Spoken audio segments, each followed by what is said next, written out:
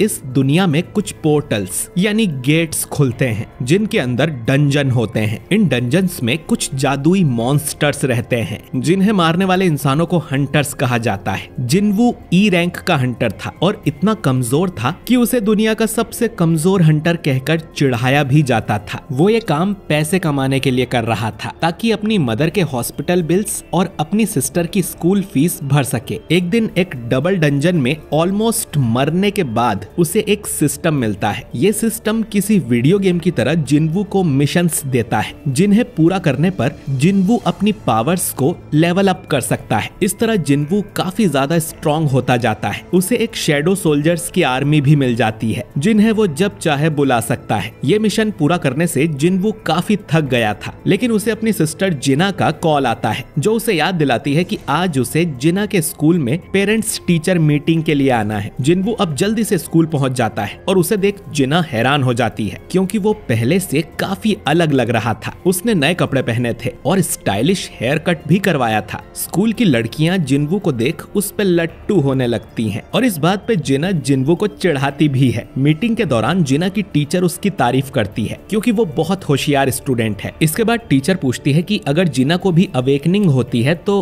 क्या जिन्वू उसे हंटर बनने देगा, जिस पर जिन्वू साफ मना कर देता है क्योंकि हंटर वाले काम में बहुत खतरा होता है। ये सुन टीचर खुश होती है और उसे जिना की फ्रेंड सोंगयी के बारे में बताती है जो कि हंटर बनने की जिद पर अड़ी हुई है। बाद में जिन्वू सोंगयी से जाके मिलता है जिसे अब जाके पता चलता है कि जिन्वू जिना का ब्रदर है। जिन्वू सोंगयी को समझाने आता है लेकिन वो कहती है कि वो हंटर वाला काम कभी नहीं छोड़ेगी। ये सुन जिन्वू अब उसे अपने साथ चलने को कहता है। दूसरी तरफ हम हुआंग डोंगसू को देखते हैं जो कि अमेरिका से यहाँ कोरिया आ गया था। डोंगसू एक एस रैंक का हंटर है। हंटर एसोसिएशन का मैनेजर जिनचुल उसे लेने जाता है। जिनचुल को पता था कि डोंगसू यहाँ क्या करने आया है। डोंगसू यहाँ पर अपने भाई की डेथ का बदला लेने आया था जिसके लिए वो जिन्वू और जिन्हो को ढूंढेगा और उन्हें मार देगा। डोंगसू जिनचुल को सीधा धमकी भी देता है कि किसी में हिम्मत है तो उसे रोक के दिखाए। हंटर गिल्ड के हेडक्वार्टर्स में हम चोई और गनही को देखते हैं। चोई ने जेजू आइलैंड पर अपनी तीसरी रेड करवाई थी और रेड के दौरान उन्हें पता चला कि वहाँ जो एंट मॉन्स्टर है उन्हें पंख आने शुरू हो गए हैं। अगर वो उड़ना सीख गए तो बहुत खतरे की बात होगी क्योंकि फिर वो आइलैंड छोड़कर कहीं भी जा सकते हैं। इसके बाद हम एक सी रैंक के गेट को देखते हैं जहां जिन्वू सोंगयी को लेकर आता है। जिन्वू ने मिस्टर आन से इस गेट में जाने की परमिशन ले ली थी। जिन्वू को लग रहा था कि जब सोंगयी गेट के अंदर खतरनाक मॉन्स्टर को देखेगी तो खुद ही हंटर बनने का ख्याल छोड़ देगी, लेकिन सोंगयी को लग रहा था कि जिन्वू उसे यहाँ पर ट्रेनिंग करवाने के लिए लाया है। ये गेट असल में नए हंटर्स की प्रैक्टिस के लिए ही था। यहाँ पर किम नाम का एक ए रैंक हंटर भी था जो कि एक टैंक है और इस टीम का लीडर है। वो जिन्वू और सोंगयी जैसे छोटी रैंक वालों को देखकर गुस्सा करता है और सोचता है कि मिशन में ये दोनों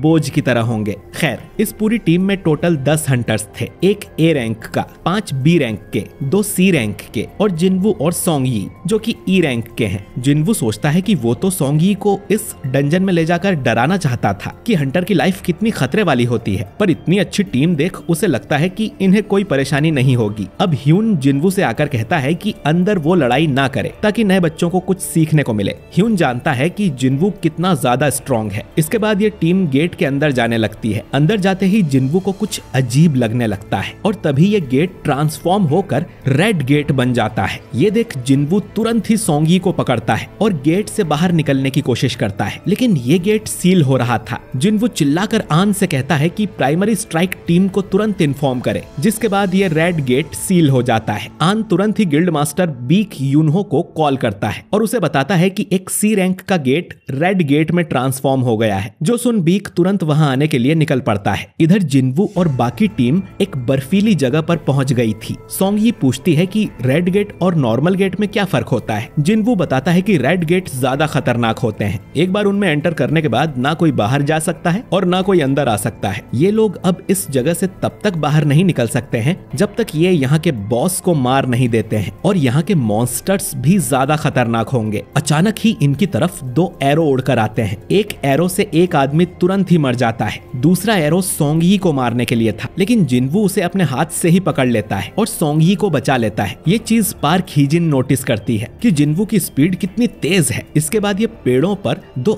आइस एल्फ्स को देखते हैं जिन्होंने ये एरोस चलाए थे। इन लोगों ने टीम के 2 सबसे कमजोर लोगों को टारगेट किया था, यानी कि इन एल्फ्स के पास दिमाग है। जिन्वू ये देख बहुत गुस्सा होता है और अपने हाथ से उस एरो को तोड़ देता है। ये एल्फ्स इनका मजाक उड़ाते हैं और फिर जंगल में चले जाते हैं। सोंगी कांपते हुए जिन्वू से पूछती है कि वो क्रीचर्स क्या थे। जिन्वू बताता है कि उन्हें आइस एल्फ्स या आइस स्लेयर्स भी कहा जाता है और वो बहुत बुरे होते हैं। किम अब बोलता है कि बाहरी दुनिया से हमें कोई सपोर्ट नहीं मिलने वाला है और यहाँ हमारा सामना बी रैंक या उससे ऊपर के मॉन्स्टर से होगा। तो अगर जिंदा रहना चाहते हो तो मेरा ऑर्डर मानो, क्योंकि उन सब में वो सबसे हाई रैंक का है। किम कहता है कि उन्हें 2 ग्रुप्स बनाने चाहिए। उसका ग्रुप गेट खोलने का कोई रास्ता ढूंढेगा और बॉस को जाके मारेगा। वो सभी स्ट्रॉन्ग हंटर्स को अपनी टीम में ले लेता है और जो लोग कमजोर थे उन्हें मना कर देता है। उसे बस हाई रैंक वालों से मतलब था। बाहर का 1 घंटा यहाँ के 1 दिन के बराबर होता है, तो हो सकता है कि इन्हें कई दिनों तक यहाँ रहना पड़े। तो कमजोरों को अपने साथ रखने से इनका टाइम ही वेस्ट होगा, तो ये लोग अपना देख लें। अब बी रैंक वाली हीजिन कहती है कि वो कमजोर टीम को ज्वाइन करना चाहती है। किम इसके लिए मान जाता है और मन में सोचता है कि ये कितनी बड़ी बेवकूफ है। हीजिन अब जिन्वू के पास जाकर कहती है कि उन एरोस को किसी ने आते हुए भी नहीं देखा था सिवाय जिन्वू के, तो तुम ई रैंक के तो नहीं हो, है ना? जिन्वू कुछ नहीं बोलता और हीजिन मन में सोचती है कि ये जरूर ए या उससे ऊपर की रैंक का होगा। किम अब अपनी टीम को लेकर चला जाता है और जिन्वू अपनी टीम के साथ दूसरी तरफ जाने लगता है। किम की टीम पेड़ों पर बने पंजों के निशान देखती है जो कि किसी भालू के पंजे थे। किम सोचता है कि जिन्वू की टीम तो जरूर जल्दी मर जाएगी। फिर उसे याद आता है कि वो तो सिर्फ ई रैंक का है, फिर भी वो उनका लीडर लग रहा था। तभी जंगल में से 3 भालू निकल कर आते हैं और इन पे अटैक कर देते हैं, पर किम आराम से एक भालू को मार देता है और बाकियों से भी लड़ने लगता है। दूसरी तरफ जिन्वू की टीम भी भालू के पंजे नोटिस करती है। हीजिन कहती है कि ये इलाका भालुओं का है, हमें यहाँ से वापस चलना चाहिए, लेकिन जिन्वू कहता है कि हमें इसी इलाके में रहना चाहिए। अगर ये भालू का इलाका है तो यहाँ वो आइस एल्फ्स नहीं होंगे जो कि इंटेलिजेंट हैं, तो उनसे लड़ने से तो अच्छा है हम भालू से लड़ लें। भालू से ज्यादा खतरा तो जिन्वू को ठंड से लग रहा था। वो अपनी इन्वेंट्री में हाथ डाल के उसमें से 4 कोट्स निकाल लेता है ताकि इन्हें ठंड न लगे। सब लोग पूछने लगते हैं कि उसने ये जादू कैसे किया। सोंगी भी पूछती है कि आखिर तुम हो कौन।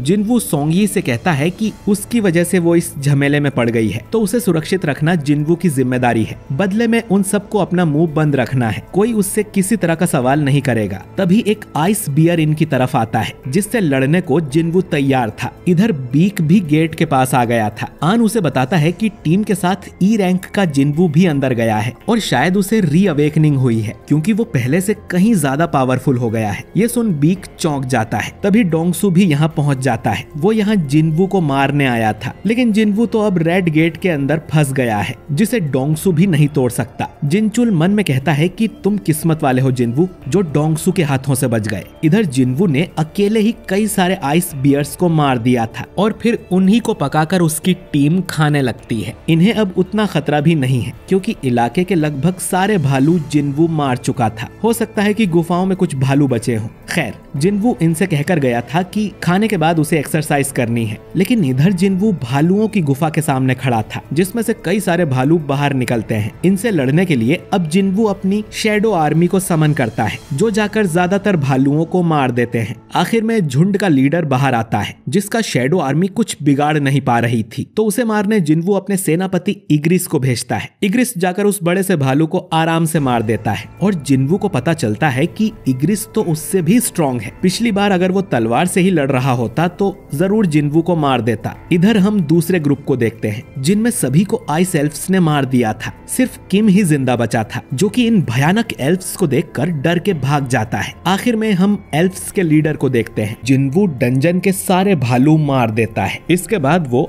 अराइज बोलता है जिससे इन भालुओं की लाशों में से उनकी शैडोज निकलती हैं और अब से ये भालू भी जिन्वू की शैडो आर्मी में शामिल हो गए थे। रेड गेट को खुले 3 घंटे हो चुके हैं, यानी कि अंदर के लोगों के लिए 3 दिन बीत गए होंगे। डोंगसू कहता है कि वो जिन्वू तो अब तक मर गया होगा, वो फालतू में इतनी दूर आया। फिर वो पूछता है कि जिन्वू तो व्हाइट टाइगर गिल्ड का मेंबर नहीं है ना, तो फिर वो टीम के साथ अंदर कैसे गया? मैनेजर आन बोलता है कि जिन्वू मेरी पहचान का है, वो सी रैंक रेड को देखना चाहता था, इसीलिए मैंने उसे अंदर जाने दिया। ये सुनकर डोंगसू आन का गला पकड़कर उसे उठा देता है। वो समझ गया था कि आन झूठ बोल रहा है। आन हमें हमेशा ही अच्छे हंटर्स को ढूंढ कर लाता है। तो इस ई रैंक वाले जिनवू में ऐसा क्या खास है? बेक अब डोंगसू का हाथ पकड़ लेता है और उसे कहता है कि आन को जाने दो। दोनों में अब बहस होने लगती है और दोनों ही एस रैंक के हंटर्स हैं। अगर इन दोनों में लड़ाई हुई तो तबाही मच जाएगी। खैर, वो दोनों अब एक दूसरे को गुस्से में पंच मारते हैं जिससे बड़ा धमाका होता है, लेकिन जिनचुल इनके बीच आकर इनके हाथ पकड़ लेता है। जिनचुल को देख दोनों ने अपनी ताकत रोक ली थी, वरना उनके पंच से जिनचुल के दोनों हाथ डिस्ट्रॉय हो जाते। जिनचुल अब डोंगसू को बताता है कि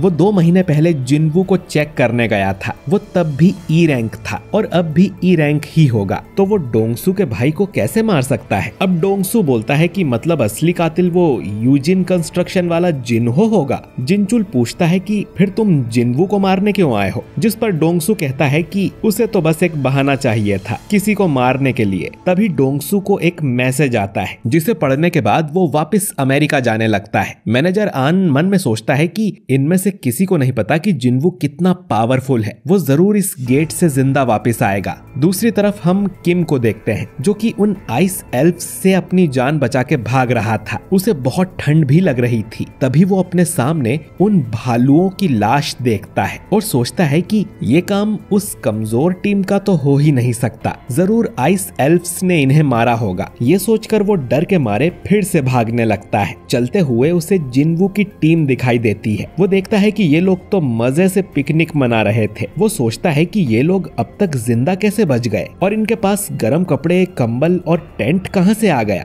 ये देख अब किम को बहुत गुस्सा आता है। वो चिल्लाते हुए इनसे कहता है कि तुम्हारे पास ये कहां से आया? अगर ये सामान मेरी टीम के पास होता तो वो लोग भी जिंदा बच जाते। बताओ ये सामान किसने छुपा के रखा था? अब किम को समझ आया कि हीजिन उसकी टीम छोड़कर इस कमजोर टीम में क्यों चली गई थी। वो अब अपनी तलवार निकालकर इन तीनों को मारने इनकी तरफ आता है, जबकि वो जानता था कि इन सब के पीछे जरूर उस जिनवू का हाथ है। अब किम इनका कुछ कर पाता उससे पहले ही जिनवू यहाँ आ जाता है और उसके सिर पे एक टपली मारता है, जिससे किम लुढ़कता हुआ बहुत दूर जाके गिरता है। जिनवू अब कहता है कि सामने आओ। तुम्हारा ऑरा इतना स्ट्रॉन्ग है कि गायब होने के बाद भी वो उन्हें नोटिस कर पा रहा है। असल में आइस एल्फ्स का लीडर अपनी सेना के साथ यहाँ आ गया था, जिसका नाम बारका है। ये जिनवू से बातें करने लगता है और जिनवू भी उसकी बात का जवाब देता है। लेकिन अजीब बात ये थी कि ये एल्फ्स कोई और ही भाषा बोल रहे थे और इनकी बातें सिर्फ जिनवू ही समझ पा रहा था। जिनवू भी सोचता है कि शायद सिस्टम की वजह से वो इनकी लैंग्वेज समझ पा रहा है।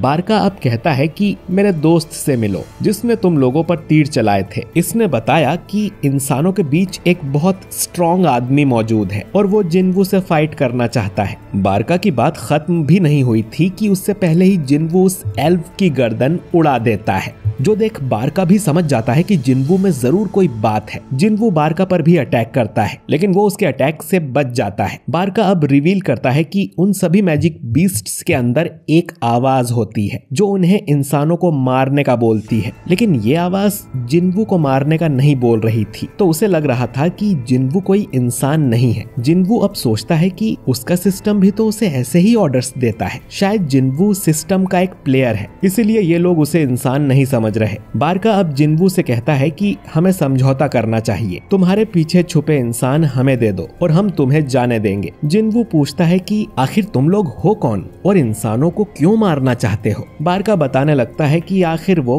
कौन है, लेकिन अचानक ही उसमें कुछ ग्लिच होता है और वो फिर से अपनी लाइन रिपीट करता है कि इंसानों को हमें सौंप दो। जिनवू भी ये ग्लिच नोटिस कर लेता है और सोचता है कि आखिर वो क्या था। खैर, जिनवू अब बारका के ऑफर को साफ मना कर देता है, जिस पर बारका कहता है कि मेरी सेना में ज्यादा लोग हैं। ये सुन जिनवू भी अपनी शैडो आर्मी को समन करता है, जिसमें अब वो आइस बियर भी थे। बाकी लोग ये देख चौंक जाते हैं कि जिनवू के पास ऐसी आर्मी है। इसके बाद जिनवू और बारका की सेना में युद्ध होने लगता है। हीजिन बाकी लोगों को लेकर जंगल की तरफ जाने लगती है, क्योंकि इस लड़ाई में उनका कोई काम नहीं है। 3 एल्फ्स उन पर तीर मारने की कोशिश करते हैं, लेकिन जिनवू उस तीर को हवा में ही पकड़कर उससे उन तीनों एल्फ्स को को मार देता है। जिन्वू सोचता है कि उसकी सेना तो कुछ टाइम तक टिक जाएगी, लेकिन एल्फ्स का बॉस बारका बहुत स्ट्रॉन्ग है, जिन्वू से भी ज्यादा स्ट्रॉन्ग। इग्रिस के साथ मिलकर भी बारका को हराना आसान नहीं होगा, उसे एक और पावरफुल सोल्जर चाहिए। जिन्वू और बारका अब लड़ाई करते हैं, लेकिन जिन्वू उसका कुछ नहीं बिगाड़ पाता। तभी जिन्वू की शैडो आर्मी में जो 3 जादूगर थे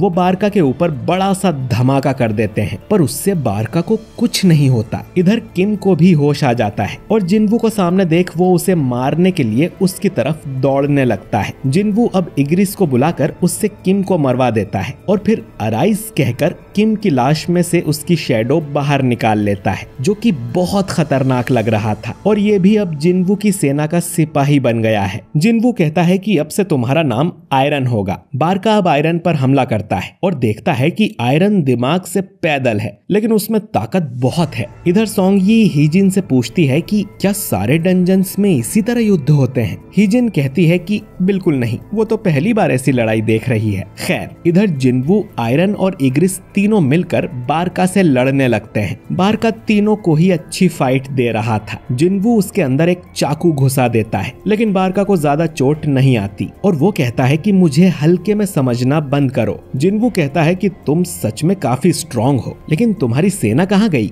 बारका देखता है कि उसकी पूरी सेना को जिन्वू की शैडो आर्मी ने मार दिया था। बारका अब गुस्से में जिन्वू की तरफ आता है। जिन्वू अपना डैगर उसकी तरफ फेंकता है और फिर अपनी टेलीकिनेसिस की पावर से बारका को पीछे से मारने की सोचता है, लेकिन बारका अपना चाकू सामने कर देता है, जिससे वो टूट जाता है। इसके बाद आयरन बारका को पीछे से पकड़ लेता है और जादूगर फिर से उस पर बड़ा धमाका करते हैं, लेकिन बारका को कुछ नहीं होता। वो आयरन के टुकड़े कर देता है और कहता है कि मैं तुम सबको मार डालूंगा। लेकिन तभी जिन्वू स्टेल्थ का यूज कर उसके पास आ गया था। वो उसके अंदर अपना चाकू घुसा देता है। इसके बाद वो आयरन को फिर से समन करता है और आयरन अपना बड़ा सा हथौड़ा बारका के मुंह पर मार देता है, जिससे आखिरकार बारका का अंत हो जाता है। जिन्वू देखता है कि आयरन मारने के बाद भी बारका को हथौड़े से पीट रहा था, तो वो उसे रुकने को बोलता है और कहता है कि थोड़ा तमीज से रहा करो। इतना कहकर जिन्वू और इग्रिस भी उससे मुंह मोड़कर चले जाते हैं। फिर वो जादूगरों की तरफ देखता है, जो डर के मारे उसके लिए चीयर करने लगते हैं।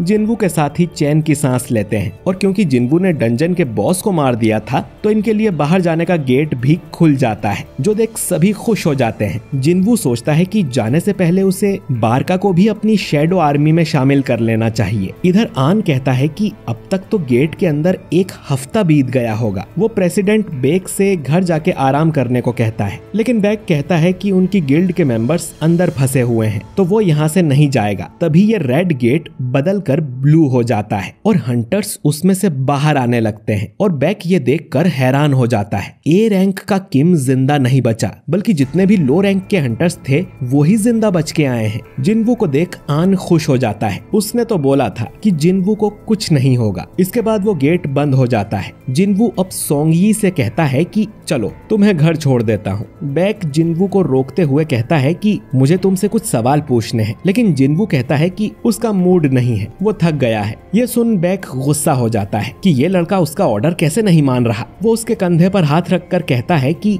उसकी गिल्ड के 6 मेंबर्स मर चुके हैं, तो वो जानना चाहता है कि अंदर ऐसा क्या हुआ। जिन्वू अब कहता है कि आपके बाकी मेंबर्स की जान मैंने ही बचाई है, तो आपको मुझे शुक्रिया कहना चाहिए। ये सुन बेक अब जिन्वू को छोड़ देता है और उससे माफी मांगता है। जिन्वू सोंगयी को लेकर यहाँ से निकल जाता है। हीजिन बेक को बताती है कि डंजन के बॉस को हराने के बाद से ही उसका मूड कुछ ठीक नहीं है। आन कहता है कि वो थक गया होगा, इसका मतलब ये नहीं कि वो बुरा आदमी है। बेक समझ गया था कि जिन्वू में कुछ तो बात है और वो आन को काम पे लगा देता है कि कुछ भी करके जिन्वू को हमारी गिल्ड में भर्ती करो। इधर जिन्वू सोंगयी को उसके घर छोड़ देता है। सोंगयी जिन्वू को आज के लिए शुक्रिया करती है और कहती है कि अगली बार किसी डंजन में जाना हो तो वो तैयार है। जिन्वू का मूड इसीलिए खराब था क्योंकि वो बारका को अपनी शैडो आर्मी में शामिल नहीं कर पाया है। जिन्वू अभी उस लेवल पर नहीं है। कम से कम उसे बारका का हथियार तो मिल गया और एक नया सोल्जर भी, लेकिन उसके लिए उसे किम को मारना पड़ा। और ये तीसरी बार है जब जिन्वू ने किसी इंसान को मारा था। अगली सुबह जिन्हो जिन्वू को लेने आ जाता है। वो रास्ते में से सोंगयी को भी उठा लेते हैं, जो कि अच्छे से तैयार होके आई थी। साफ पता चल रहा था कि सोंगयी जिन्वू को लाइक करने लगी है। वो जिन्वू से कहती है कि कल रात तो उसे नींद ही नहीं आई। जिन्वू ने उसे इतनी लेट जो छोड़ा था। उनके बीच ये बातें सुन जिन्हो सोचता है कि कहीं इनका कोई चक्कर तो नहीं चल रहा। वो जिन्वू को याद दिलाता है कि बॉस आपको पता है ना कि सोंगी अंडर एज है,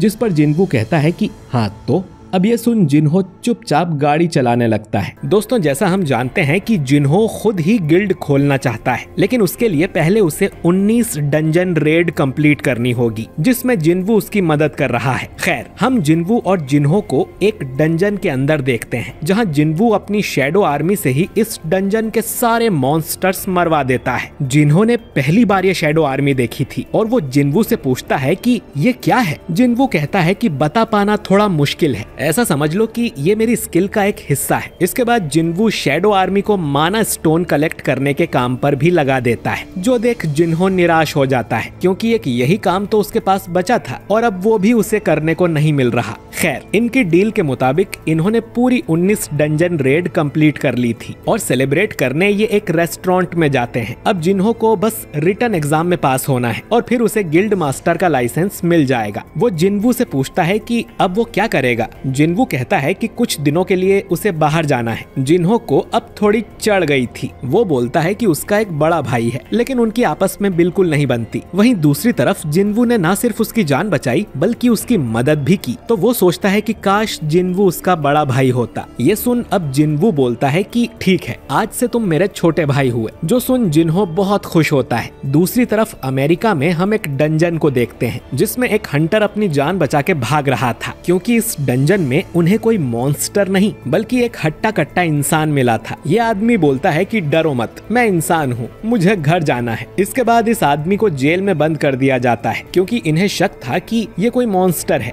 जिसने इंसान का रूप लिया हुआ है। इस आदमी का कहना था कि ये 10 साल से एक डंजन में फंसा हुआ था और अब जाकर बाहर निकला है। इस आदमी का नाम है संगिल हुआन, लेकिन क्योंकि ये इंग्लिश नहीं बल्कि कोरियन बोलता था, इसलिए इससे पूछताछ करने के लिए डोंगसू को यहाँ बुलाया गया है। दूसरी तरफ जिन्वू जिना को बताता है कि वो कुछ दिनों के लिए बाहर जा रहा है। जिना को लगता है कि वो अपनी गर्लफ्रेंड से मिलने जा रहा होगा, लेकिन जिन्वू कहता है कि ऐसा नहीं है। असल में जिन्वू डीमन किंग के कैसल में जा रहा था, क्योंकि ये वाला मिशन पूरा करने पर उसे एलिक्सर ऑफ लाइफ मिलेगा, जो कि दुनिया की किसी भी बीमारी को ठीक कर सकता है। तो जिन्वू उसका इस्तेमाल करके अपनी मदर को ठीक कर लेगा। अब कैसल में एंटर करते ही सिस्टम जिन्वू को एक क्वेस्ट देता है, जो था कि उसे 10,000 डीमंस को मारना होगा और जिन्वू उनसे लड़ने के लिए तैयार था। इधर जिन्हो अपने फादर से रिक्वेस्ट करता है कि उनकी जो नई गिल्ड खुलने वाली है उसका हेड वो बड़े भाई की जगह जिन्हो को बना दे। उसके फादर इसके लिए मान जाते हैं, लेकिन उनकी एक शर्त थी, जिन्वू को हमारी गिल्ड में भर्ती कर लो। अगर ऐसा हुआ तो जिन्हो को कंपनी का हेड बना देंगे। इधर जिन्वू कुछ डीमंस को मार देता है और उसे ये भी पता चलता है कि यहाँ वो जो डीमंस मार रहा है इन्हें वो अपनी शैडो आर्मी में शामिल नहीं कर सकता। खैर, उसे बहुत दूर जाना था, तो वो अपनी शैडो आर्मी में उस आइस बियर लीडर को समन करता है, जो कि अपने रास्ते में आए डीमंस को कुचलते हुए आगे बढ़ रहा था। इसीलिए जिन्वू इस भालू का नाम टैंक रख देता है। इसके बाद हमें एस रैंक हंटर चाहीन के दर्शन होते हैं, जो चाहती थी कि उन्हें जेजू आइलैंड वाली बात पब्लिक कर देनी चाहिए, लेकिन चोई कहता है कि इससे बस पब्लिक में डर फैलेगा, तो अभी हमें अपनी गिल्ड को और मजबूत करने पर ध्यान देना चाहिए। इधर जिन्वू एक एक फ्लोर करके आगे बढ़ता ही जा रहा था। जैसे जैसे वो आगे बढ़ता उतने ही स्ट्रॉन्ग डीमंस उसके सामने आ रहे थे और उसका खुद का लेवल अप भी हो रहा था। जिन्वू के हिसाब से इस कैसल में पूरे 100 लेवल्स यानी फ्लोर्स होंगे और टॉप फ्लोर तक पहुंचने में उसे हफ्ते से भी ज्यादा टाइम लग सकता है। जिन्वू अपने साथ जो खाना लाया था वो खत्म हो रहा था और ज्यादा दिन वो यहाँ रुका तो जिना को चिंता होने लगेगी। 50वें फ्लोर पर जिन्वू के सामने एक डीमन बॉस आता है जिसका नाम वल्कन है। जिन्वू अपनी शैडो आर्मी समन करता है, जो कि वल्कन की सेना से लड़ेंगे और वल्कन को खुद जिन्वू मारेगा। दोनों सेना में युद्ध होने लगता है। अब वल्कन देखने में तो बहुत बड़ा और मोटा था, लेकिन उसकी स्पीड बहुत ही ज्यादा तेज थी। पलक झपकते ही वो जिन्वू पर हमला कर रहा था। जिन्वू उससे लड़ने लगता है और इनके बीच कमाल की फाइट होती है और इसका एनिमेशन भी बहुत शानदार था। खैर, जिन्वू को उस पर अटैक करने का मौका ही नहीं मिल रहा था। जिन्वू अब एक बिल्डिंग पर चढ़कर वल्कन का ध्यान भटकाता है और फिर चाकू से उसे मार देता है। दूसरी तरफ डोंगसू इलहुआन से पूछताछ करने अमेरिका आ गया था। इलहुआन उससे पूछता है कि पिछले 10 सालों में इंसानों को गेट्स और मैजिक बीस्ट्स के बारे बारे में कितना पता चला है, और ये सब तो कुछ भी नहीं है। असली तबाही तो अब आने वाली है और मेरा काम उसी तबाही को रोकने का है। डोंगसू को ये भी पता चलता है कि इस आदमी की एक वाइफ और 2 बच्चे भी हैं और इसके बेटे का नाम था सांग जिन वू।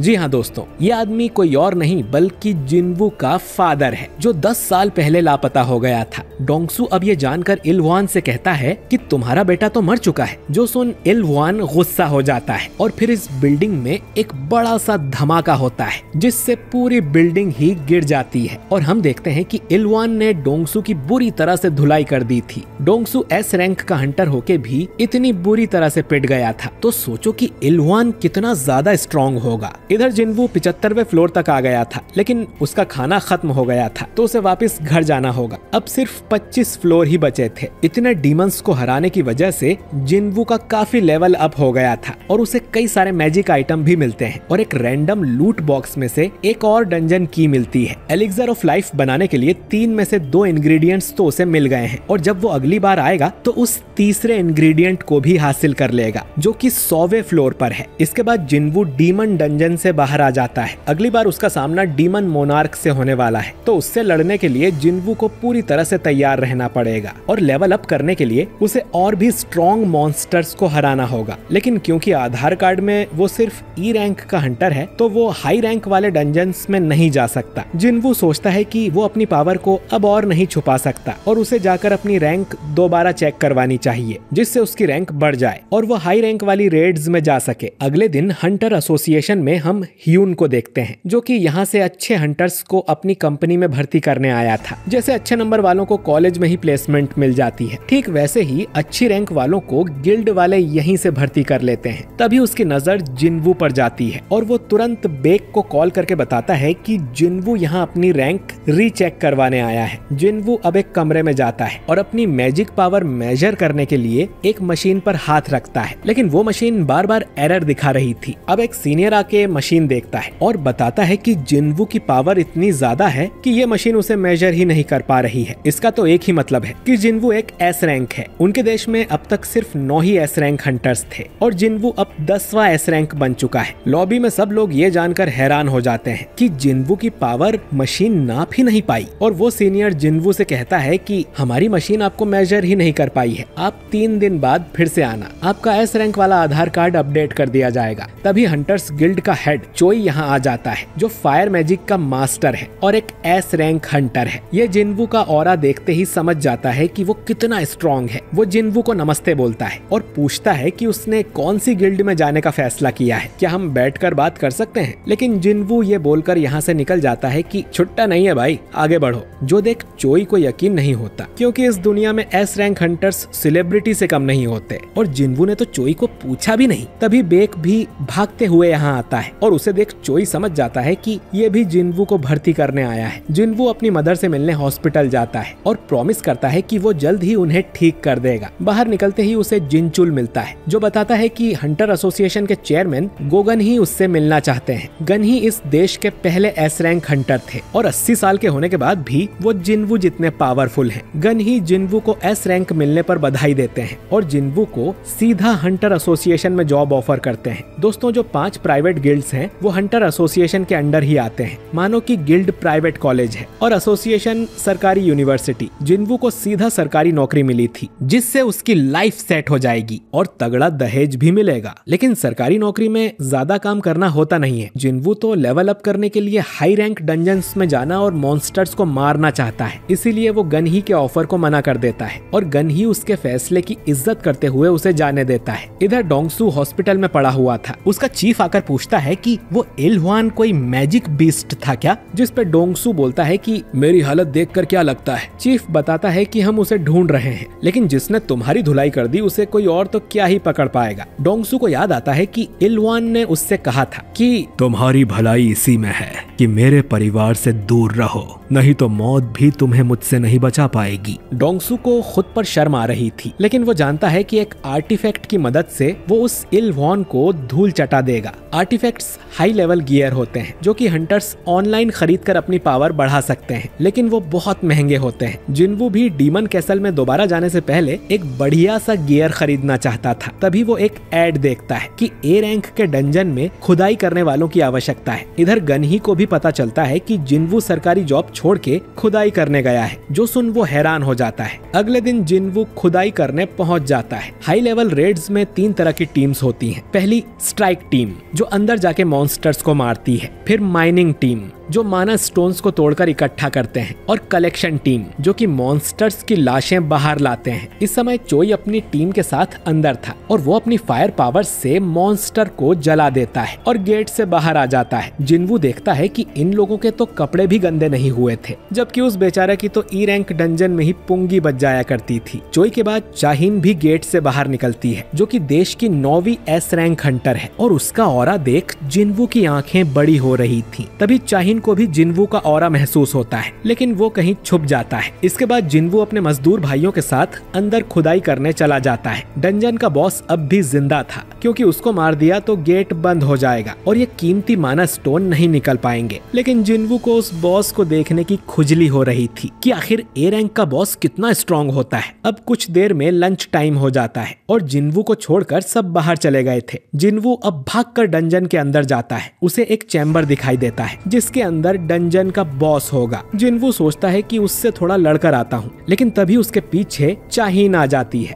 और जिन्वू से पूछती है कि वो यहाँ क्या कर रहा है। जिन्वू अब झूठ बोलता है कि वो रास्ता भटक गया था और यहाँ आ गया। चाहिन बोलती है कि तुम माइनिंग टीम से हो क्या? तुम्हें पता नहीं कि ये बॉस का कमरा है? जिन्वू मन में सोचता है कि चाहिन सच में कमाल की हंटर है, क्योंकि जिन्वू को भनक भी नहीं लगी कि कब वो उसके पीछे आ गई। जिन्वू ने अपने हथियार को गायब कर दिया था और चाहिन सोचती है कि उसे वहम हुआ था क्या? इसके हाथ में तो अभी एक हथियार था। चाहिन जिन्वू को यहाँ से बाहर निकलने को बोलती है, क्योंकि अगर उसने बॉस को भड़का दिया तो पूरी माइनिंग टीम पर खतरा आ जाएगा। जिन्वू यहाँ से जाने लगता है। अब जैसे ही वो चाहिन के पास से गुजरता है तो चाहिन को कुछ महसूस होता है और वो जिन्वू को रोक कर उसका शरीर सूंघने लगती है और बोलती है कि तुम में से तो बदबू नहीं आ रही, तुम सच में हंटर ही हो ना? इसके बाद वो आईडी कार्ड पर जिन्वू का नाम और रैंक देखती है और कहती है कि तुम जा सकते हो। दोस्तों, असल में चाहिन की नोज बहुत सेंसिटिव है और उसे हंटर्स और मॉन्स्टर्स में से बहुत ज्यादा बदबू आती है, इसीलिए वो हमेशा अपनी नाक पर रुमाल रखती है। लेकिन जिन्वू पहला ऐसा हंटर था जिसमें से उसे बदबू नहीं आ रही थी, बल्कि खुशबू आ रही थी। जिन्वू अब माइनिंग टीम के पास चला जाता है, जो कहते हैं कि तुमने चाहिन से बात की, तुम तो बड़े किस्मत वाले हो। वो लंच टाइम में डंजन में आती रहती है बॉस पर नजर रखने के लिए कि कहीं वो बाहर निकल के सभी मजदूरों को मार ना दे, और उसे हंटर्स में से बहुत बदबू आती है, इसीलिए वो अपने साथ रुमाल रखती है। जिन्वू अब सोचने लगता है कि उसकी स्मेल बाकी हंटर्स जैसी क्यों नहीं है। बारका ने भी कहा था कि वो बाकी इंसानों से अलग है, शायद वो सिस्टम का प्लेयर है इसीलिए। शाम को जिन्वू को उसकी दिहाड़ी मिल जाती है। टीम लीडर जिन्वू की तारीफ भी करता है, क्योंकि उसकी वजह से इनका काम जल्दी खत्म हो गया था। वो इतने सालों से ये काम कर रहा है, लेकिन जिन्वू जितना मेहनती लड़का उसने नहीं देखा। वो जिन्वू को अपनी माइनिंग टीम में जॉब देने को बोलता है। जिन्वू इसके लिए मना करता है, क्योंकि वो तो बस ये देखने आया था कि ए रैंक डंजन की रेड कैसी होती है, और 2 दिन बाद उसकी रैंक भी अपडेट होने वाली है। लेकिन लीडर से उसे पता चलता है कि हंटर गिल्ड कल भी एक ए रैंक डंजन में घुसने वाली है, लेकिन कल की स्ट्राइक टीम दूसरी रहेगी। अब ये सुन जिन्वू कल भी आने के लिए मान जाता है, जो सुन लीडर खुश हो जाता है और बोलता है कि कल वो बॉस से कहकर जिन्वू को डबल पगार दिलवाएगा, क्योंकि जिन्वू अकेला 5 लोगों के बराबर काम कर रहा था। रात को चाहिन किसी को कॉल करके उससे जिन्वू के बारे में इंफॉर्मेशन मांगती है, जिस पर वो आदमी कहता है कि मिस्टर चोई ने भी कल यही पूछा था, लेकिन जिन्वू के बारे में सारी इंफॉर्मेशन एसोसिएशन ने सील कर दी है। इतने लो रैंक वाले हंटर के लिए कभी ऐसा नहीं हुआ था। जिन्वू में जरूर कुछ खास है। चाहिन अब सोचती है कि वो इतने सारे हंटर्स से मिली है, लेकिन ये पहली बार है जब उसे किसी हंटर में से इतनी अच्छी खुशबू आई हो। अगले दिन भी जिन्वू मजदूरी करने जाता है और उसे देख माइनिंग टीम के लोग काफी खुश होते हैं। इन्हें देख जिन्वू को अपनी पुरानी टीम की याद आने लगती है। सबसे पहले ये लोग एक सी रैंक के डंजन में खुदाई खुदाई करते हैं और जिन्वू की वजह से ये काम भी जल्दी हो जाता है। लंच के बाद उन्हें ए रैंक डंजन में जाना था। लीडर फिर से जिन्वू को जॉब का ऑफर देता है कि वो उसे 5 गुना ज्यादा पगार देगा, लेकिन जिन्वू मना कर देता है। तभी इनके पास कैप्टन सॉन की-हून आता है जो कि आज की अटैक टीम का लीडर है। उसे एक आदमी चाहिए था जो कि उनका सामान उठा सके, क्योंकि उसका कुली आज काम पे नहीं आया है। माइनिंग टीम में सभी लोग छोटी रैंक के हैं, तो ए रैंक के डंजन में लड़ाई के समय जाने में उन्हें डर लग रहा था, भले ही उन्हें ज्यादा पैसे क्यों ना मिले।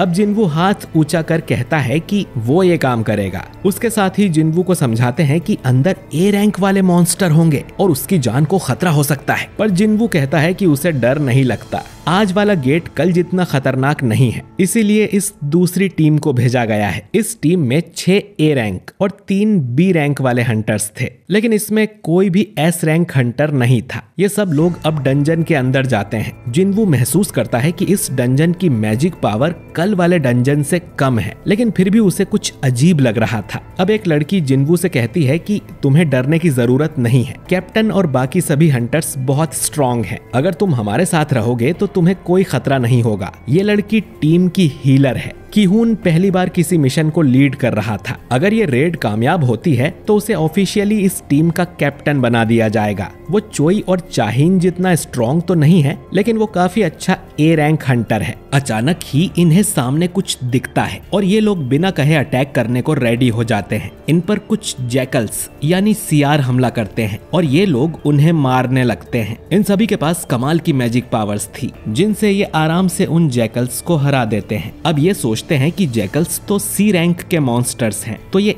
ए रैंक के डंजन में क्या कर रहे हैं, क्योंकि यहाँ इनके शिकार लायक कुछ भी नहीं है, तो इन्हें तो मर जाना चाहिए था। जिन्वू को अब इनके गले पर पट्टा बंधा हुआ दिखता है, यानी कि इन्हें किसी ने पाला था। तभी इनके सामने कुछ मॉन्स्टर आते हैं जिनका नाम हाई ऑर्क्स है। इन्हें देख सब डर जाते हैं, क्योंकि ये इंटेलिजेंट मॉन्स्टर होते हैं। ये ऑर्क्स अब हंटर पे हमला करने लगते हैं और इनकी पावर बहुत ज्यादा थी। ये ऑर्क्स सीधा ही कमजोर हीलर्स को निशाना बनाते हैं। जादूगर उनसे लड़ते हैं, लेकिन उनके जादू का ऑर्क्स पर असर नहीं हो रहा था। एक लड़की अपने जादू से इन्हें बांधने की कोशिश करती है, लेकिन ये काफी स्ट्रॉन्ग थे तो आराम से छूट जाते हैं। एक जादूगर अपने फायर सोल्जर्स को समन करता है और उन्हें लड़ने को बोलता है। बाकी हंटर भी इन ऑर्क्स से लड़ने की कोशिश कर रहे थे, लेकिन वो इनके सामने कमजोर थे। ये लोग नंबर में भी ऑर्क्स के मुकाबले कम थे। ए रैंक को इनसे लड़ने में दिक्कत हो रही थी, तो बी रैंक तो इनके सामने टिकेंगे ही नहीं। एक ऑर्क अब एक बी रैंक वाले हंटर का हाथ काट देता है। ली नाम की हंटर अपने मैजिक से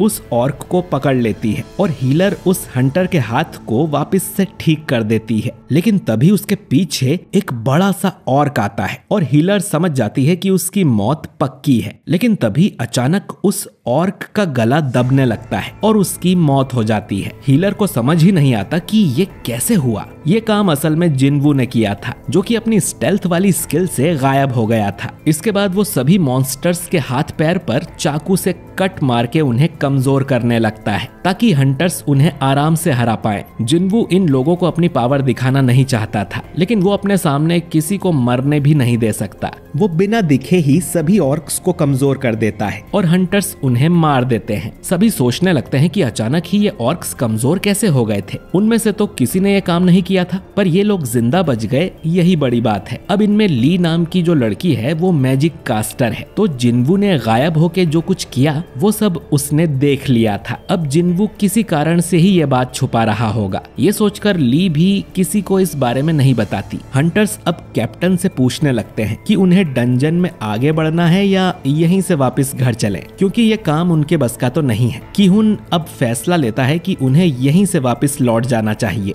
लेकिन वापस जाते समय ये देखते हैं कि गेट पर किसी ने बैरियर लगा दिया था, यानी कि ये अब बाहर नहीं जा सकते हैं। ली कहती है कि वो इस बैरियर को तोड़ सकती है, लेकिन उसे टाइम लगेगा और इस डंजन में कोई हाई लेवल का मॉन्स्टर है जिसने ये बैरियर लगाया होगा। लेकिन जादूगर जब इस बैरियर को तोड़ने की कोशिश करते हैं तो उनकी हालत खराब हो जाती है। तभी इन सबको भयानक मैजिक पावर महसूस महसूस होती है और ये लोग पीछे मुड़कर देखते हैं कि अब तो उन हाई ऑर्क्स की पूरी सेना ही आ गई थी। अगर ये इनसे लड़े तो ये पक्का मारे जाएंगे। ऑर्क्स में से अब एक मॉन्स्टर आगे आता है और कीहून भी उसके पास जाता है। ये ऑर्क अपनी भाषा में इन्हें कुछ कहता है जो कि किसी को समझ नहीं आता। इसके बाद इस ऑर्क को इसका बॉस पजेस कर लेता है और बोलता है कि इंसानों, मेरा नाम करगलगन है और मैं तुमसे मिलना चाहता हूँ। ये बैरियर इसी ने लगाया था क्योंकि ये इस ट्राइब का महान जादूगर है और इस डंजन में उससे ज्यादा स्ट्रॉन्ग और कोई नहीं है। तो इनके पास दो रास्ते हैं, या तो अभी करगलगन की सेना के हाथों मारे जाएं या तो उससे मिलने उसके महल में जाएं। कीहून कहता है कि वो उससे मिलना चाहते हैं। कीहून अब जिन्वू से कहता है कि हम जैसे ही बॉस को देखेंगे उस पर अटैक कर देंगे। उसका ध्यान भटकाने से ये बैरियर हट जाना चाहिए, तब तुम यहाँ से बाहर चले जाना और एस रैंक वाली टीम को जाके सब बता देना। जिन्वू कहता है कि इसमें तो तुम सब मारे जाओगे, जिस पर कीहून बोलता है कि उनका मिशन यहाँ के बॉस को मार के गेट बंद करने का है, यहाँ से जिंदा जाने का नहीं। हीलर अब जिन्वू को अपनी एक डायरी देती है और कहती है कि ये मेरी फैमिली तक पहुँचा देना, हमें अपना मिशन पूरा करना ही होगा, लेकिन तुम यहाँ से जिंदा जा सकते हो। जिन्वू सोचता है कि ऐसी ही सिचुएशन डबल डंजन में हुई थी, लेकिन वहाँ उसके साथ ही जिन्वू को बलि का बकरा बना के भाग गए थे। पर यहाँ सब उल्टा है, ये लोग खुद मरने जा रहे हैं ताकि जिन्वू यहाँ से भाग सके।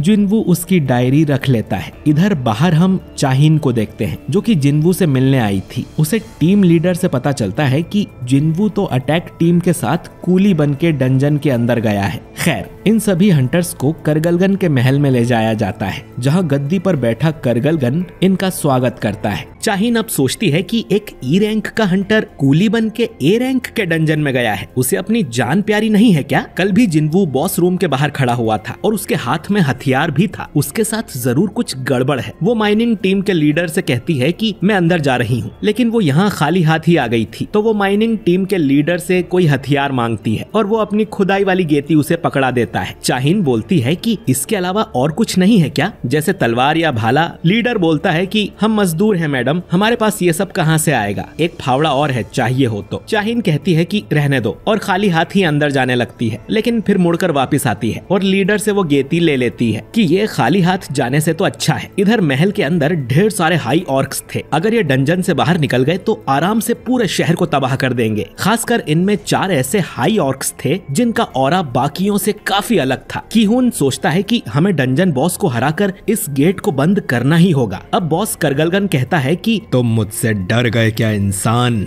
ऐसा कहकर वो अपना मास्क हटाता है और फिर हंटर्स को उसमें से खतरनाक मैजिक पावर महसूस होती है। उसके मुकाबले तो ये हंटर्स 3rd क्लास जादूगर भी नहीं थे। कीहून पूछता है कि तुम हमें यहाँ पर क्यों लेकर आए हो, जिस पर करगलगन कहता है कि तुम सब बस एंटरटेनमेंट हो, मैं तुम सभी को एक एक करके तड़पा तड़पा के मारूंगा और खाऊंगा, जिससे मेरी सेना का भी टाइम पास होगा। कीहून सोचता है कि हम इनके लिए बस टाइम पास हैं। तभी बॉस की नजर जिन्वू पर जाती है और वो सोचता है कि इन इंसानों के बीच में ये कौन आ गया है। कीहून अब अपनी टीम से चिल्लाकर कहता है कि हमला करो, लेकिन उसकी टीम के लोग इतने डर गए थे कि कोई भी आगे नहीं आता। कीहून अकेला ही बॉस की तरफ भागता है, लेकिन बॉस के सामने एक शील्ड थी जिस पर कीहून खरोच भी नहीं मार पाता। इसके बाद बॉस ग्रेविटेशनल मैजिक का यूज करता है और कीहून को ऊपर उठाकर जमीन में घुसेड़ देता है और किसी रबर की बॉल की तरह उसे बार बार ऊपर नीचे पटकने लगता है। अब अचानक ही जिन्वू कीहून को कैच करता है और कहता है कि ये डंजन खाली करना आप हंटर्स का काम है, मैं इसमें दखल नहीं दे सकता, लेकिन अब पूरी टीम ही खतरे में है, तो क्या मैं इन सभी मॉन्स्टर्स को मार सकता हूँ? इतना कह के वो एक ऑर्क को अपने मैजिक से हवा में उड़ा देता है। कीहून बोलता है कि प्लीज इन्हें मार दो क्योंकि हमसे तो कुछ होगा नहीं। बॉस कहता है कि ज्यादा उड़ो मत, तुम इतने भी स्ट्रॉन्ग नहीं हो। जिन्वू बोलता है कि सही कहा, तुमसे ज्यादा स्ट्रॉन्ग बॉस का सामना अब तक मैंने नहीं किया है, हम दोनों में फर्क सिर्फ इतना है कि मैं तुम्हें हरा दूंगा। इतना कहकर जिन्वू अपनी शैडो आर्मी को समन कर लेता है, जो देख सब हैरान थे। इधर डंजन के बाहर जिनचुल भी आ जाता है। वो देखने आया था कि जिन्वू यहाँ पर मजदूरी क्यों कर रहा है, वो भी 2 दिनों तक। वो लीडर से पूछता है कि हंटर जिन्वू कहाँ पर है। अब ये सुन एक मजदूर कहता है कि मैं जानता था उस लड़के में कुछ गड़बड़ है, उसने मुझे इतने डरावने तरीके से देखा था जैसे कि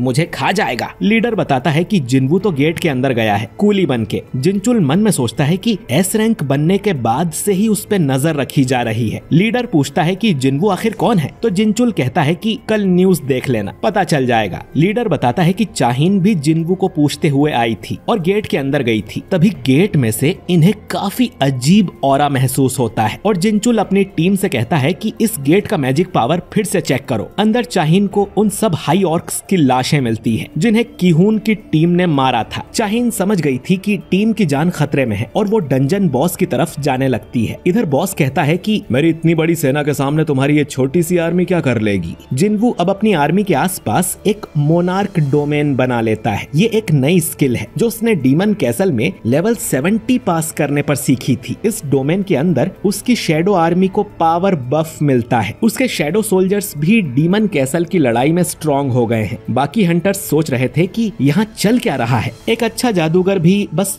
2 सोल्जर्स को समन कर सकता है, इतनी ज्यादा पावर एक इंसान में कैसे हो सकती है। अब बॉस की सेना शैडो आर्मी पर अटैक करती है, लेकिन जिन्वू की आर्मी ज्यादा स्ट्रॉन्ग थी। आयरन और इग्रिस तो अकेले ही 10-10 मॉन्स्टर्स को मार रहे थे और जिन्वू खुद भी इन्हें गाजर मूली की तरह काट देता है। हंटर टीम सोचती है कि ये तो चाहिन जितना स्ट्रॉन्ग है, ये कूली का काम क्यों कर रहा था। बॉस अब फायर ड्रैगन वाला मैजिक कर जिन्वू के कुछ सोल्जर्स जला देता है और कहता है कि तुम्हारे सोल्जर्स बस कठपुतली हैं। जिन्वू कहता है कि वो अपनी शैडो आर्मी को जितनी बार चाहे उतनी बार फिर से जिंदा कर सकता है। बॉस अब एक बड़ी सी शील्ड जिन्वू को दे मारता है, लेकिन वो उससे बच जाता है। फिर बॉस ग्रेविटेशनल मैजिक का यूज कर इन पे पत्थर की बारिश कर देता है और कहता है कि फिर मैं तुम्हारी शैडो आर्मी को तब तक मारता रहूंगा जब तक तुम्हारी मैजिक पावर खत्म ना हो जाए। वो फिर से फायर वाला मैजिक करता है और शैडो आर्मी को जला देता है। किहून की टीम तो बस इधर उधर भागती फिर रही थी। जिन्वू समझ गया था कि अपनी मैजिक पावर का यूज कर बॉस जिन्वू को उससे दूर रखने की कोशिश कर रहा है। इधर जिनचुल को पता चलता है कि इस डंजन की मैजिक पावर एस रैंक के बहुत ही करीब है। जिनचुल कहता है कि मास्टर ऑफ हंटर्स को कांटेक्ट करो, हमें अटैक टीम की हेल्प करने अंदर जाना होगा। इधर नंबर में बॉस की सेना ज्यादा थी और शैडो आर्मी पर भारी पड़ रही थी। जिन्वू की मैजिक पावर जल्द ही खाली हो जाएगी और वो अकेला ही बचेगा। जिन्वू अब अपनी इन्वेंट्री में से एक माना बॉटल निकाल के अपनी मैजिक पावर बढ़ा लेता है और फिर अराइज कहकर मरे हुए मॉन्स्टर्स को भी अपनी शैडो आर्मी में भर्ती कर लेता है। जिन्वू कहता है कि वो जल्द ही डंजन बॉस को भी अपनी शैडो आर्मी में शामिल कर लेगा और उसे अपना कटप्पा बना लेगा। ये सुनकर बॉस की भी थोड़ी फट जाती है और वो सोचता है कि कहीं ये वो तो नहीं बाहुबली, लेकिन इसमें भी कुछ ग्लिच होता है और हमें पूरी बात सुनने को नहीं मिलती। बॉस आगे कहता है कि अगर ये सच में वो है तो मैं यहाँ क्या कर रहा हूँ। जब से मैंने आंखें खोली है मुझे सिर्फ एक ही कमांड सुनाई देती है, इंसानों को मारो, और वो इसी का पालन करेगा। बॉस अब अपने 4 सेनापति को भी हमला करने का ऑर्डर देता है। इधर चोई को पता चलता है कि जिस गेट में किहून अपनी टीम लेके गया था वो तो एस रैंक के बराबर है और अगर उसके मॉन्स्टर्स गेट से बाहर निकल आए तो जेजू आइलैंड वाला कांड फिर से हो जाएगा। लेकिन इनके पास अब भी टाइम है गेट के अंदर जाके सभी मॉन्स्टर्स को मारने का। अगर कुछ गड़बड़ हुई तो इन्हें व्हाइट टाइगर गिल्ड और फील्ड गिल्ड को भी मदद के लिए बुलाना पड़ेगा। इधर बॉस के सेनापति आयरन टैंक और इग्रिस से लड़ रहे थे और वो लोग आराम से इनकी बैंड बजा देते हैं। हंटर भी इनकी मदद करने का सोचते हैं तो बॉस उन्हें अपने जादू से घायल कर देता है और कहता है कि बच्चों बड़ों की लड़ाई से दूर रहो। बॉस अब खुद लड़ने नीचे आता है और जिन्वू पर अपने जहर वाले जादू से अटैक करता है, लेकिन जहर और कर्स वाले जादू का जिन्वू पर कोई असर ही नहीं होता। वो अब अपने 2 जादूगरों को बुलाकर एक बड़ा सा आग का गोला बॉस की तरफ फेंकता है जो कि उसकी शील्ड को तोड़ता हुआ सीधा उसके मुंह पे जाके लगता है। चाहिन आके देखती है कि यहाँ ये चल क्या रहा है। हंटर्स की टीम तो किहून को हील करने में लगी हुई थी। बॉस अब अपने जादू से बहुत बड़ा हो जाता है और जिन्वू को कुचलने की कोशिश करता है, लेकिन जिन्वू तुरंत ही वहाँ से हट जाता है और बोलता है कि मुझे जायंट्स पसंद नहीं है। बॉस अपने आग वाले जादू से अटैक करता है जिसमें शैडो आर्मी के साथ अपनी सेना भी जला देता है, लेकिन जिन्वू को तो खरोच भी नहीं आती और वो अपना डैगर बॉस की आंख में घुसा देता है। बॉस एक जादूगर है तो अपनी सेना के बिना वो कमजोर है और एक लड़ाई वाला हंटर आराम आराम से जादूगर को हरा सकता है। बॉस फिर से जिनवू पर आग से हमला करता है, पर जिनवू बच जाता है। उसके डैगर वाले हमले से बॉस को ज्यादा चोट नहीं आई थी, तो वो एक बड़ी सी चेन से बॉस को बांध देता है और नीचे गिरा देता है। अब तक जिनचुल भी यहाँ आ चुका था। वो चाहिन से कहता है कि वो यहाँ अटैक टीम की मदद करने आया था, पर अब जिनवू को देख लगता है कि उन्हें आने की जरूरत ही नहीं थी। चाहिन समझ जाती है कि जिनवू जरूर कोई टॉप टियर फाइटर है जिसे जिनचुल भी जानता है। वो पूछती है कि आखिर ये हैंडसम नौजवान बाहुबली है कौन? जिनचुल कहता है कि मुझे भी ज्यादा नहीं पता। खैर, जिनवू ने बॉस के 4 सेनापति भी अपनी शैडो आर्मी में शामिल कर लिए थे। बॉस चिल्लाता है, कुछ भी हो जाए मैं झुकेगा नहीं साला। करगलगन नाम सुन के चोमू समझा क्या? फायर है मैं। लेकिन फिर बॉस अपने ही सेनापति के हाथों मारा जाता है। खैर, अब जिनवू करगलगन की बॉडी पे हाथ रख के कहता है कि अराइज, और उसकी शैडो को भी अपनी आर्मी में शामिल कर लेता है। शैडो बनने के बाद करगलगन काफी विनम्र हो गया था। अब सिस्टम इसका नाम रखने को बोलता है, तो जिनवू इसके लंबे दांतों को देख इसका नाम रखता है टस्क बाबा। और सिस्टम ने टस्क को इलाइट नाइट रैंक दी हुई थी, जो कि जिनवू ने पहले कभी नहीं देखी। ए रैंक के डंजन बॉस की शैडो तो कमाल की है, और ढेर सारे हाई ऑर्क्स भी अब उसकी शैडो आर्मी का हिस्सा बन गए हैं, जिससे जिनवू और भी ज्यादा स्ट्रॉन्ग हो गया है। जिनचुल और बाकी लोग अब जिनवू के पास आते हैं, जिन्हें उसने नोटिस भी नहीं किया था। हंटर टीम उससे ढेर सारे सवाल करने लगती है, लेकिन जिनचुल कहता है कि जिनवू एसोसिएशन का टॉप सीक्रेट है, तो आज यहाँ जो कुछ भी हुआ हम इसके बारे में बाहर किसी को नहीं बताएंगे। जिनवू ने एस रैंक जितनी पावर दिखा के आप सबको बचाया है, तो उनसे बिना सवाल किए उन्हें यहाँ से जाने दो। किहुन कहता है कि तुम्हारी वजह से आज हम सब जिंदा हैं, और सभी उसका शुक्रिया करते हैं। जिनवू अब उस हीलर को उसकी डायरी वापस लौटा देता है, और फिर जिनचुल जिनवू को यहाँ से बाहर ले जाने लगता है। चाहिन से जादूगर पूछती है कि आप ये कुदाली लेके क्यों घूम रही हो, जिस पर चाहिन शर्मा जाती है कि अब उस बाहुबली को लगेगा कि मैं पागल हूँ। जादूगर पूछती है कि कौन बाहुबली, तो चाहिन बोलती है कि कुछ नहीं।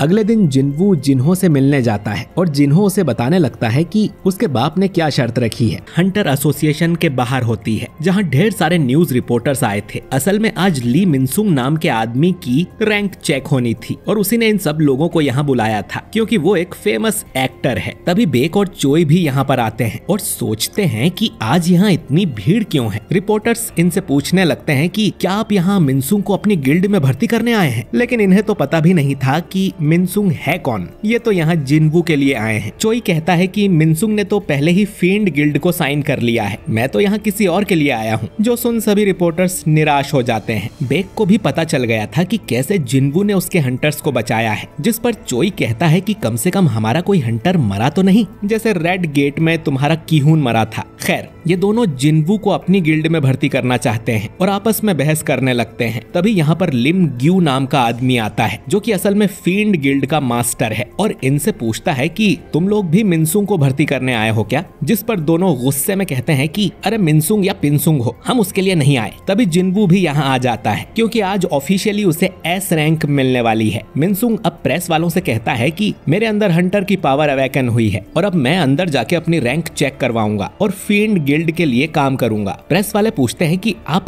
एक्टिंग करना छोड़ देंगे क्या और फुल टाइम हंटर बन जाएंगे। अब मिनसुंग मन में सोचता है कि बिल्कुल भी नहीं। असल में उसने अपनी रैंक पहले ही चेक करवा ली थी, जो कि ए रैंक है। वो सिर्फ 2 साल के लिए फील्ड गिल्ड में रहेगा और फिर वापस एक्टिंग करियर में लौट आएगा। असल में मिनसुंग पर काफी इल्जाम लगे हुए हैं, तो 2 साल में लोग उन्हें भूल जाएंगे और मिनसुंग की इमेज क्लीन हो जाएगी। तभी जिनवू अंदर जाने लगता है, लेकिन मिनसुंग का मैनेजर उसे रोक लेता है कि अभी सर का इंटरव्यू चल रहा है, बाद में आना। तभी एसोसिएशन के चेयरमैन गोगन ही बाहर आते हैं और कहते हैं कि जिनवू मेरा मेहमान है, और उसने मिनसुंग को मना भी किया था कि इस टाइम प्रेस कॉन्फ्रेंस मत करना। खैर, वो जिनवू को लेकर अंदर चले जाते हैं। मिनसुंग सोचता है कि उस लड़के ने मेरा इंटरव्यू खराब कर दिया। अब वो भी अंदर जाने लगता है, तो जिनचुल गेट पर ही उसे रोक लेता है कि अभी किसी और की रैंक चेक की जा रही है, तो तुम बाहर ही इंतजार करो। मिनसुंग उससे कहता है कि तुम जानते हो ना कि मैं कौन हूँ, अभी खड़े खड़े तुम्हें नौकरी से निकलवा सकता हूँ। जिनचुल बोलता है कि मैं नहीं जानता तुम कौन हो, लेकिन ज्यादा परेशान करोगे तो अच्छा नहीं होगा। इधर जिनवू देखता है कि चोई और बेग भी अंदर उसके लिए खड़े हैं। आखिर 2 साल के बाद देश देश को एक एस रैंक हंटर मिला है। खैर, अब जिनवू से पूछा जाता है कि वो किस तरह की पावर्स यूज कर सकता है। अब जिनवू तुरंत ही एक शैडो सोल्जर को समन करता है। गन ही बोलते हैं कि मैंने तुम्हारी रिपोर्ट पढ़ी है, तुम इससे भी ज्यादा कर सकते हो ना।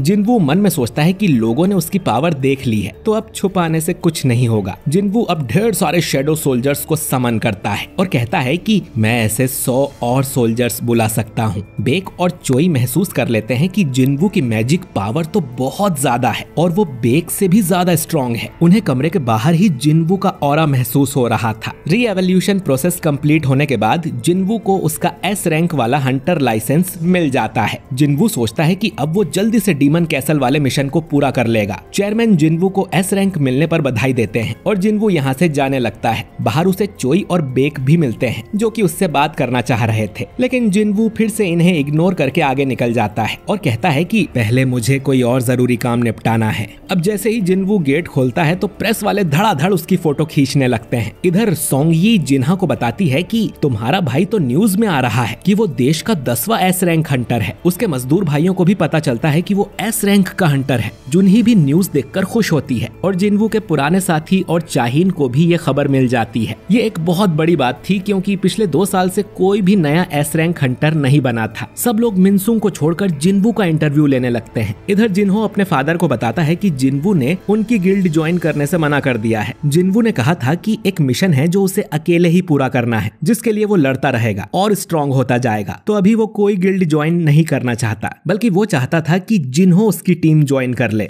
और तुम उसके वाइस प्रेसिडेंट बन जाना। इस बात पर जिन्हो को अपने फादर से डांट पड़ती है कि पहले तो तुम इस गिल्ड के मास्टर बनना चाहते थे और अब उस जिनवू के लिए सब कुछ छोड़कर जाना चाहते हो। जिन्हो कहता है कि जो भी हो वो जिनवू के साथ रहेगा। इधर प्रेस वाले जिनवू से बात करना चाहते थे। बेक कहता है कि इनसे बात करोगे तो थक जाओगे, हम तुम्हें घर छोड़ देते हैं। जिनवू कहता है कि उसकी जरूरत नहीं है और अचानक ही सबके सामने से गायब होकर यहाँ से चला जाता है। चोई बोलता है कि ये सिर्फ पावरफुल नहीं बल्कि जादूगर भी है। वहीं जिनवू की स्पीड देख बेक के तोते उड़ गए थे। जिनवू को अब अच्छा गियर खरीदना था तो वो हंटर्स ऑक्शन में जाता है। उसे एक ऐसा आर्टिफैक्ट चाहिए था जो कि फायर वाले अटैक से उसकी रक्षा करे। इस काम के लिए मैनेजर उसे एक क्लॉक दिखाता है जो कपड़ों के ऊपर पहनते हैं, लेकिन उसकी कीमत देख जिनवू की हालत खराब हो जाती है और वो कहता है कि थोड़ा कम करो भैया, रोज आपके यहाँ से कपड़े लेता हूँ। मैनेजर कहता है कि हमारे स्टोर का प्राइस फिक्स है, लेकिन अगर आप यहाँ का ग्लास तोड़ सको तो हम आपको ये प्रोडक्ट फ्री में दे देंगे, क्योंकि ये ग्लास मैजिक से बनाए गए थे इन कीमती आर्टिफैक्ट्स की प्रोटेक्शन के लिए। जिनवू अब ग्लास तोड़ने को तैयार हो जाता है तो मैनेजर कहता है कि अरे सर, मैं तो मजाक कर रहा था, ग्लास को छुआ भी तो सिक्योरिटी अलार्म बज जाएगा। जिनवू कहता है कि उसे चाकू टाइप कोई हथियार चाहिए, तो एक दूसरा मैनेजर उसे अपने साथ ले जाता है। ये आदमी देखता है कि जिनवू ने तो कांच को छुआ भी नहीं था और फिर भी उसमें क्रैक आ गया था। इधर जिनवू को एक चाकू पसंद आता है, लेकिन वो बहुत महंगा था। अब जिनवू अपना डैगर मैनेजर को दिखाता है और कहता है कि इसकी कीमत क्या होगी। मैनेजर कहता है कि इसकी कीमत कम से कम 100 मिलियन होगी। जो सुन जिनवू हैरान हो जाता है क्योंकि ये डैगर उसने सिस्टम से खरीदा था, वो भी बहुत सस्ते में। यानी सिस्टम से मिले आइटम असली दुनिया में बहुत कीमती होते हैं। वो सोच रहा था कि इन आइटम्स को बेचकर आर्टिफैक्ट्स खरीद लूंगा, लेकिन अब उसका मन बदल जाता है। इधर बेक सोच रहा था कि जिनवू दिन पर दिन इतना स्ट्रॉन्ग कैसे होता जा रहा है। उसकी सेकंड अवेकनिंग तो काफी टाइम पहले हुई थी, तो उसकी पावर्स बढ़ती कैसे जा रही हैं? कहीं ऐसा तो नहीं कि उसकी सेकंड अवेकनिंग हुई ही ना हो और वो किसी दूसरे तरीके से लेवल अप कर रहा है। इधर जिना देखती है कि आखिरकार मीडिया वाले उनके घर के सामने से चले गए थे। जिनवू उसे बताता है कि वो फिर से 1 हफ्ते के लिए बाहर जा रहा है। तभी इनके घर की घंटी बजती है। ये जिन्हो था जो कि अपनी बोरिया बिस्तर लेकर जिनवू के पास आ गया था। जिनवू अब जिना से कहता है कि मैं इसके साथ 1 हफ्ते के लिए काम से जा रहा हूँ। उस रात को जिन्हो जिनवू के कमरे में ही सोता है। जिनवू को जिना की चिंता हो रही थी कि जब वो बाहर जाए तो कोई उस पे हमला ना कर दे, तो उसकी रक्षा के लिए जिनवू फैंग यानी टस्क के 4 गार्ड्स को समन करता है और देखता है कि ये तो 3 ही थे। फिर उसे याद आता है कि चौथे को तो उसने छत से चिपका दिया था, तो उसकी शैडो एक्सट्रैक्ट करना तो वो भूल ही गया। खैर, इन 3 में से एक भी जिना को प्रोटेक्ट करने के लिए काफी होगा। वो अब शैडो बनके जिना के साथ ही रहेगा। इसके बाद जिनवू अपने मोहल्ले की सिक्योरिटी भी बढ़ा देता है। वो कुछ शैडो सोल्जर्स को समन करता है और उन्हें मोहल्ले की पेट्रोलिंग पर लगा देता है ताकि कोई भी बुरा इंसान इनके मोहल्ले के आसपास भी ना भटके। इस समय हम आसमान में एक एंट को उड़ते हुए देखते हैं जो कि शायद उसी जेजू आइलैंड से उड़ी होगी। खैर, अगले दिन जिनवू जिन्हो के साथ निकल जाता है। जिनवू कहता है कि वो कुछ दिनों के लिए ट्रेनिंग करने जा रहा है। इसके बाद जिनवू फिर से डीमन कैसल में एंटर करता है। वो अपने साथ 2 आइटम भी लाया था जिससे उसे हीट प्रोटेक्शन मिलेगी। तभी उसे एक क्वेस्ट मिलता है कि उसे डीमन मोनार्क बारन को मारना है। अब पिछली बार जिन्वू ने 75 फ्लोर पार कर लिए थे, वो अब सीधा 76वें फ्लोर पर जाता है। इधर जिन्हो के फादर और मदर बात कर रहे थे कि उन्हें लगा नहीं था कि जिन्हो ऐसे घर छोड़ के चला जाएगा। तभी जिन्हो के फादर को हार्ट अटैक आता है और वो बेहोश हो जाते हैं। इधर जिन्वू के सामने एक बहुत बड़ा डीमन आता है, तो उसे मारने के लिए जिन्वू टस्क को समन करता है और उसे अपना स्पीयर ऑफ एवराइस भी दे देता है, जिससे उसकी पावर बढ़ जाए। टस्क अब अपने आग वाले जादू से एक झटके में ही उस डीमन को राख बना देता है, जो देख जिन्वू भी हैरान था। इधर जिन्हो के फादर म्योनघान को हॉस्पिटल में होश आ गया था। उन्हें एटर्नल स्लम्बर नाम की बीमारी हुई थी। इस बीमारी वाला इंसान एक बार सोता है तो फिर कभी नहीं जागता। डॉक्टर पूछता है कि आपके आसपास कोई हंटर रहता है क्या, क्योंकि कुछ लोगों का शरीर मैजिक पावर को सहन नहीं कर पाता और इन्हें ये बीमारी लग जाती है। म्योनघान बताता है कि मेरा बेटा हंटर है। डॉक्टर कहता है कि अभी पक्का नहीं है कि उसे ये बीमारी कैसे लगी होगी। म्योनघान मन में सोचता है कि मैजिक पावर से भरी इस दुनिया में मेरा शरीर ही मैजिक पावर सहन नहीं कर पाया, यानी इस दुनिया ने उसे रिजेक्ट कर दिया है। दूसरी तरफ हम दो हंटर्स को देखते हैं जो कि समुद्र किनारे घूम रहे थे और अचानक ही इनके सामने वो एंट आ जाता है जो कि जेजू आइलैंड से उड़ा था। इधर जिन्वू ने अपने सोल्जर्स को 6 टीम में बांट दिया था और सभी को अलग अलग काम पे लगा दिया था। उसने उन सभी को 2 ऑर्डर्स दिए थे, हर टीम अलग अलग तरह से काम करेगी और जो भी दुश्मन सामने आएगा उसे मार देगी और जैसे ही अगले फ्लोर का परमिट मिलेगा तो मुझे आगे बताएगी। इस तरह से जिन्वू जल्दी जल्दी आगे बढ़ पाएगा। पिछले 2 दिन में वो 80वें फ्लोर पर आ गया है। तभी वो देखता है कि उसका माना लेवल कम हो रहा था, यानी कोई था जो उसके सोल्जर्स को मारता जा रहा था। ये हाई ऑर्क वाली टीम थी जो कि डीमन से पिट रही थी। इस डीमन ने पहले टीम ए पर अटैक किया, फिर टीम बी पर और अब ये टैंक वाली टीम पर अटैक कर उसे भी खत्म कर देता है। जिन्वू गायब होकर ये सब देख रहा था और ये डीमन नाइट जिन्वू पर भी अटैक कर देते हैं, लेकिन जिन्वू आराम से इन्हें मार देता है और आखिरी बचा नाइट तो जिन्वू को देखकर ही डरने लगता है। जिन्वू आखिरी बचे नाइट को भी मारने वाला था, लेकिन तभी वो नाइट सरेंडर कर देता है और कहता है कि मुझे मत मारो। जिन्वू उसका हेलमेट निकालता है तो ये एक लड़की थी। जिन्वू बोलता है कि तुम लोगों ने मेरी सेना पर हमला किया और अब चाहती हो कि मैं तुम्हें जिंदा छोड़ दूं, और वैसे भी तुम्हारे साथी तो मर चुके हैं। ये डीमन लड़की जिसका नाम एसिल था कहती है कि इनकी ड्यूटी मुझे प्रोटेक्ट करने की थी, उसमें ये मर भी गए तो क्या हुआ। जिन्वू सोचता है कि ये लड़की तो बहुत सेल्फिश है, वो इसे जिंदा छोड़कर यहाँ से जाने लगता है। तो एसिल मौका देखकर उस पर पीछे से वार करने की कोशिश करती है, लेकिन टस्क अपने कवच वाले जादू से उसे बचा लेता है। एसिल फिर से माफी मांगती है और कहती है कि मुझे मत मारो, तुम जो कहोगे मैं वो करूंगी। जिन्वू पूछता है कि क्या वो उसे अगले फ्लोर का एंट्री परमिट दिला सकती है। एसिल कहती है कि वो परमिट उसकी फैमिली के पास है और वो जिन्वू को लाके दे देगी। बाकी उसे सभी फ्लोर्स के परमिट की लोकेशन पता है। अगर जिन्वू उसे और उसकी फैमिली को जिंदा छोड़ दे तो एसिल जिन्वू को वहाँ तक ले जा सकती है। अब जिन्वू डरावने तरीके से पूछता है कि क्या मैं तुम पर भरोसा कर सकता हूँ, और एसिल कहती है कि वो झूठ नहीं बोल रही। जिन्वू अब परमिट के बदले उसे जिंदा छोड़ने को मान जाता है और फिर पूछता है कि आखिर तुम लोग हो कौन। इधर हम उसी आइलैंड को देखते हैं जिस पर वो एंट मॉन्स्टर उड़कर आ गया था। उसने यहाँ पर तबाही मचा दी थी और कई सारे लोगों को मार दिया था। इधर जिन्वू एसिल से पूछता है कि क्या उसे भी अपने माइंड में इंसानों को मारने की आवाज सुनाई देती है। एसिल कहती है कि नहीं, लेकिन हमें दूसरी कमांड मिलती है, अपनी जगह को प्रोटेक्ट करो, यानी कि ये लोग डंजन वाले मॉन्स्टर से अलग हैं। जिन्वू पूछता है कि ये आवाज उसे कब से सुनाई दे रही है, जिस पे एसिल कहती है कि जब से वो यहाँ पर आए हैं तब से। ये सुन जिन्वू चौंक जाता है। एसिल कहती है कि इससे पहले वो डीमन रेल्म में थी। जिन्वू पूछता है कि तुम डीमन रेल्म में क्या कर रही थी। अब एसिल के साथ फिर से वही ग्लिच होने लगता है जो इससे पहले टस्क और बारका के साथ हुआ था, और वो एक रोबोट टाइप आवाज में बोलती है कि हम युद्ध की तैयारी कर रहे हैं, एक ऐसे दुश्मन के लिए जो इतना स्ट्रॉन्ग है कि उससे लड़ने के लिए सभी डीमंस को एकजुट होना पड़ेगा। इसके बाद एसिल कहने लगती है कि ये जानकारी नहीं दी जानी चाहिए, और बेहोश हो जाती है। जिन्वू समझ जाता है कि वो इससे आगे सवाल नहीं पूछ सकता। दूसरी तरफ हम हंटर एसोसिएशन की मीटिंग को देखते हैं जिसमें जिनचुल बताता है कि एक एंट मॉन्स्टर ने जापान के पास एक छोटे से आइलैंड पर हमला कर दिया है जिसमें 294 लोगों की जान गई है। 108 हंटर इससे लड़ने भेजे गए थे, जिनमें 4 ई रैंक हंटर, एक सी रैंक हंटर और एक बी रैंक हंटर मारे गए। आखिर में एक ए रैंक हंटर ने इस एंट को मार डाला, यानी कि इस एंट मॉन्स्टर की पावर ए रैंक जितनी थी। गन ही कहता है कि ये आइलैंड जेजू आइलैंड से 120 किलोमीटर दूर था। अगर वो एंट्स अच्छे से उड़ना सीख गई तो हमारे देश तक भी पहुंच सकती है। हमें हाई अलर्ट पर रहना होगा और तुरंत ही चौथे जेजू आइलैंड रेड मिशन की तैयारी की जाए। इधर एसिल को होश आ गया था और वो जिन्वू को अपने फैमिली कैसल के पास ले जाती है जिसके अंदर उसे परमिट मिलेगा। एसिल के फादर जिन्वू को देखकर डर जाते हैं क्योंकि उन्हें जिन्वू की शैडो में पूरी सेना दिखाई दे रही थी। जिन्वू कहता है कि मैंने एसिल से प्रॉमिस किया है कि अगर मुझे परमिट मिल गया तो किसी को नुकसान नहीं पहुंचाऊंगा। एसिल का फादर मन में सोचता है कि इस आदमी ने वल्कन और मेटस को मारा है, यानी कि हम तो इसके सामने बहुत कमजोर हैं। एसिल का फादर अब जिन्वू को परमिट दे देता है और तुरंत यहाँ से निकल जाने को बोलता है। जिन्वू कहता है कि वो कुछ देर के लिए उनकी बेटी को भी अपने साथ ले जाना चाहता है, एक गाइड की तरह, क्योंकि उसे बाकी के फ्लोर्स के परमिट की लोकेशन भी पता है और वो उसकी सेफ्टी की गारंटी भी देता है। तो एसिल का फादर मान जाता है। इस तरह से जिन्वू 90 फ्लोर तक पहुंच जाता है। इग्रिस और टैंक भी लेवल अप होके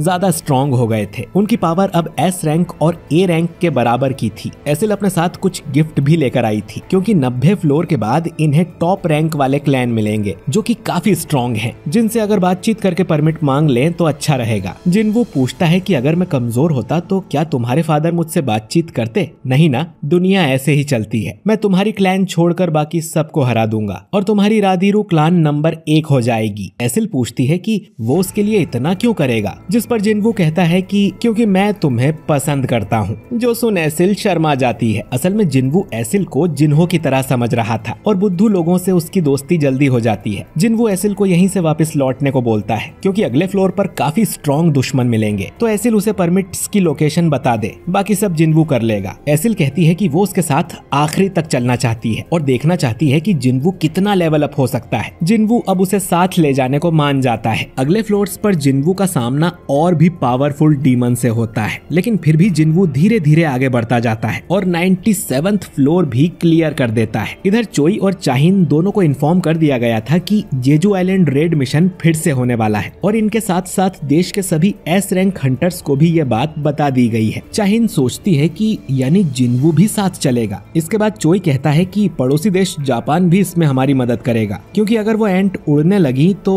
उन्हें भी खतरा हो सकता है। तो उन सबको मिलकर इस खतरे को जड़ से खत्म करना होगा। मिशन का बैटल प्लान डिस्कस करने के लिए एक अल्ट्रा गिल्ड का हंटर उनके देश में आने वाला है। इधर जिन्वू 100वें यानी कि आखिरी फ्लोर पर पहुंच गया था, जहां उसका सामना होता है डीमन लॉर्ड बारन से, जो कि एक व्हाइट ड्रैगन पर बैठा हुआ था और इसका ऑरा बहुत ही पावरफुल था। बारन अब अपनी डीमन आर्मी को बुलाता है, जो जिन्वू और एसिल को चारों तरफ से घेर लेती है और ये डीमन इन पर हमला करने भागते हैं। जिन्वू अपने आसपास डोमेन बना लेता है और उसकी शैडो आर्मी बाहर निकलकर इस डीमन आर्मी से लड़ने लगती है। टस्क तो अपने जादू से अकेले ही सैकड़ों डीमंस को जला देता है। उसकी ये पावर देख एसिल हैरान थी। वो सोचती है कि डीमन मोनार्क बारन यहाँ का राजा है और जिन्वू बस एक घुसपैठिया, तो उसे किसकी साइड रहना चाहिए। बारन अब आसमान से खतरनाक बिजली गिराता है, जिसमें एसिल भी मरने वाली थी, लेकिन जिन्वू उसे बचा लेता है। जिन्वू सोचता है कि अगर इस अटैक से उसके सोल्जर्स बार बार मरते रहे तो उसका माना जल्द ही खत्म हो जाएगा, तो उसे जल्दी बारन को मारना पड़ेगा। वो गायब होकर बारन के पास जाता है, लेकिन बारन फिर भी उसका अटैक रोक लेता है और एक पावरफुल लेजर से जिन्वू पर हमला करने लगता है। जिन्वू अब टस्क और इग्रिस को मदद के लिए बुलाता है। टस्क अपने जादू से उस लेजर को रोकता है और इतनी देर में जिन्वू अपने डैगर से उस व्हाइट ड्रैगन की गर्दन